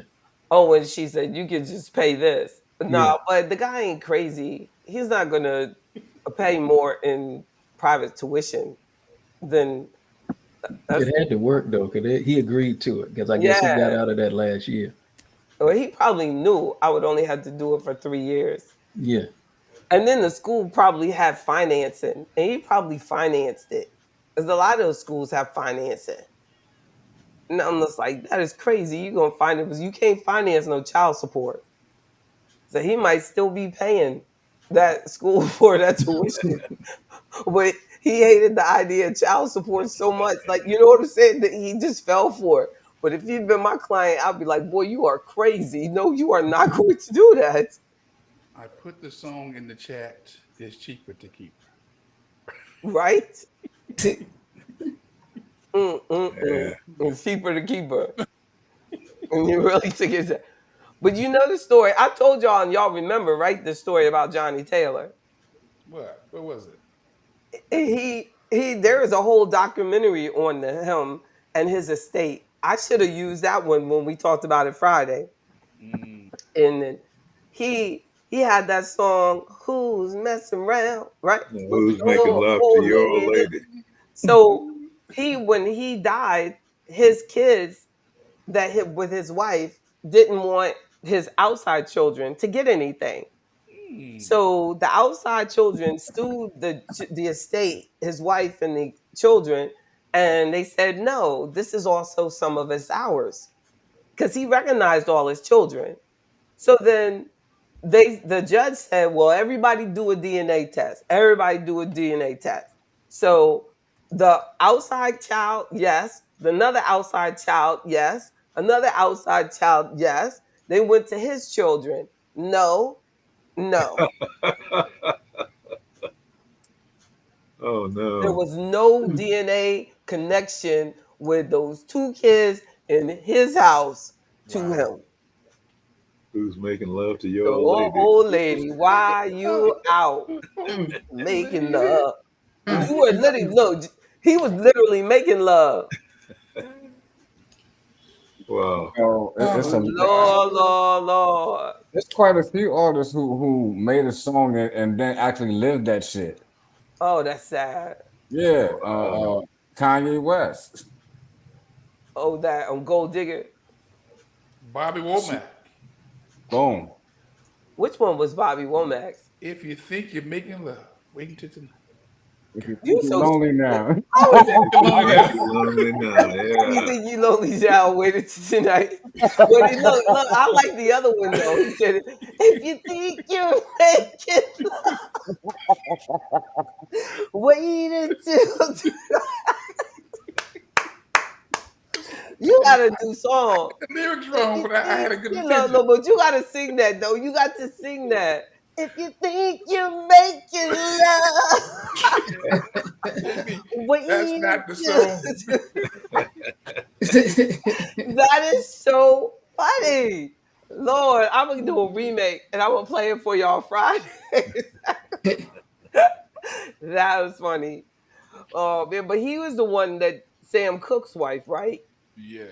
Bobby Womack, yeah. So Yeah. I really thought you had one because he took like right after Sam Cooke was killed, like he married his wife, I think, or something. And his brothers, Sam Cooke's brothers, almost killed Bobby. Did you know that? Uh-uh. It was a bad fight. They almost killed him. I don't know how we got saved. I don't know. Like they weren't there. She was gone. Too late now. That's a song. Too late now. She gone, man. Okay.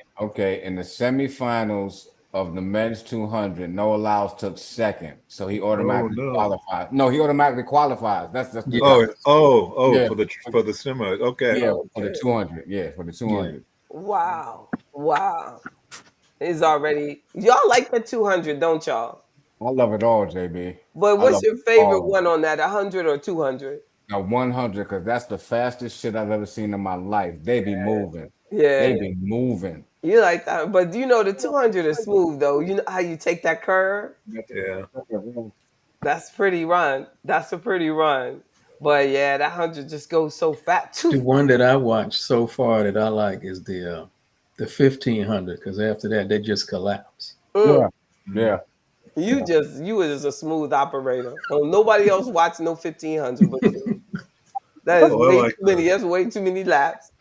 No, they cut away the other stuff and come back because they run they go and they come back. minutes. Oh, that's you. A sportsman's run. You come back. They still running. Yeah.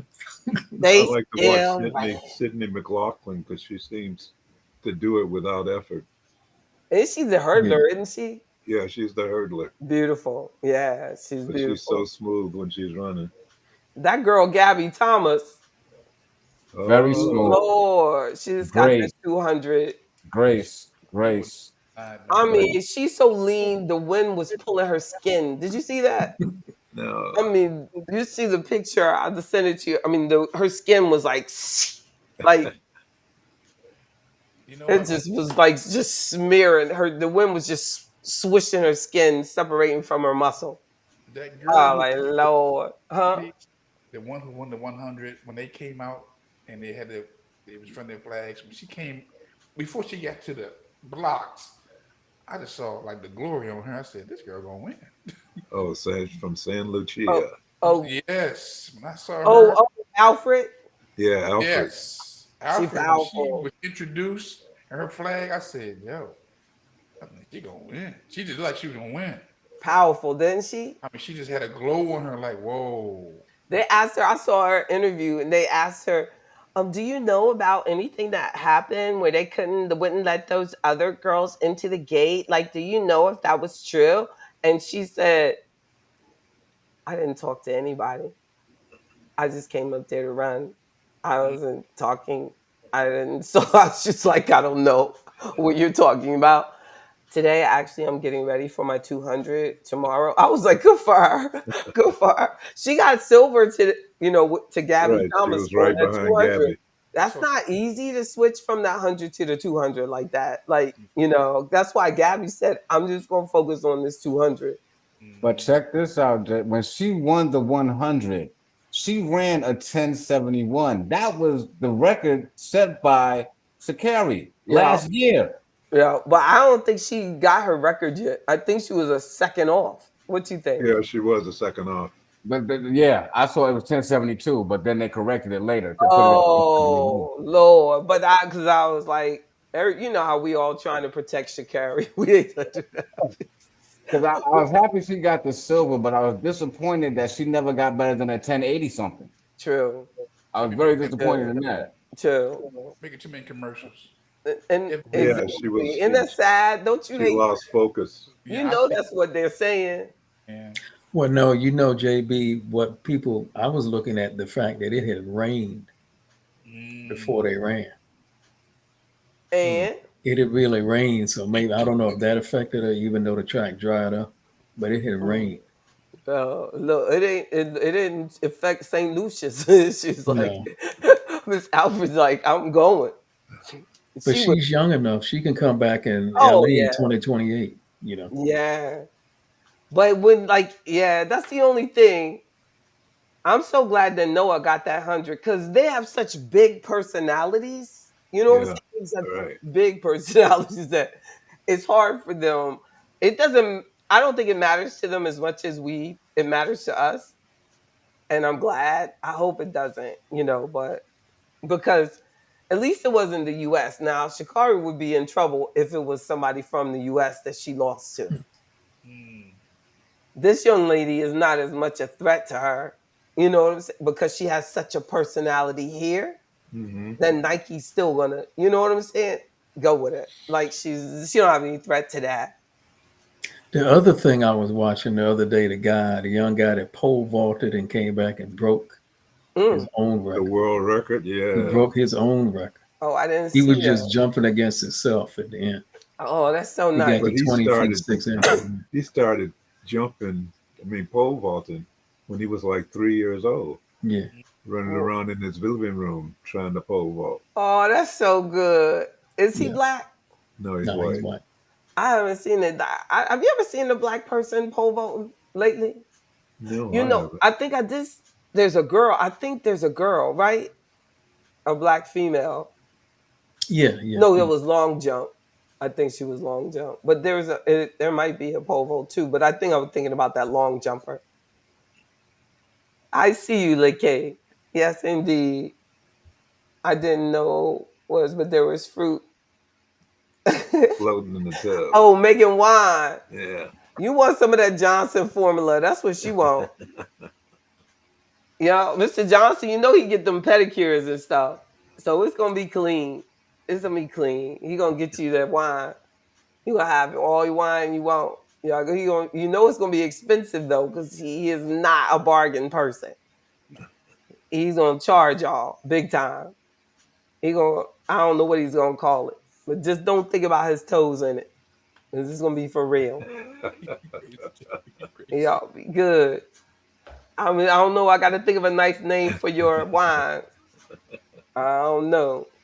It's going to be nice. Y'all be good. All right. I know you trying to think of a name too, and it's going to be good. It's going to be good. Love y'all. You, JB. Love Thank you. you. So good to see you. Thank Nice. you, y'all. Determination. Friday. Never give Friday. up. Yep. The anatomy of financial planning. That's right. Right. See y'all later. I'm going to end up here. That's right. Have a great night, everybody. That's right. What's up with you? Good night, right back, pretty girl. You never lose focus. That's right. Don't give up. Determination, the 9th principle of Afroeconomics. Check out the book. I keep them handy. I'm going to get one to Ms. Davis. Thank you so much. Thank you, Mr. Jenkins, for motivating us all the time. Thank you. Y'all have a good night. Bye-bye.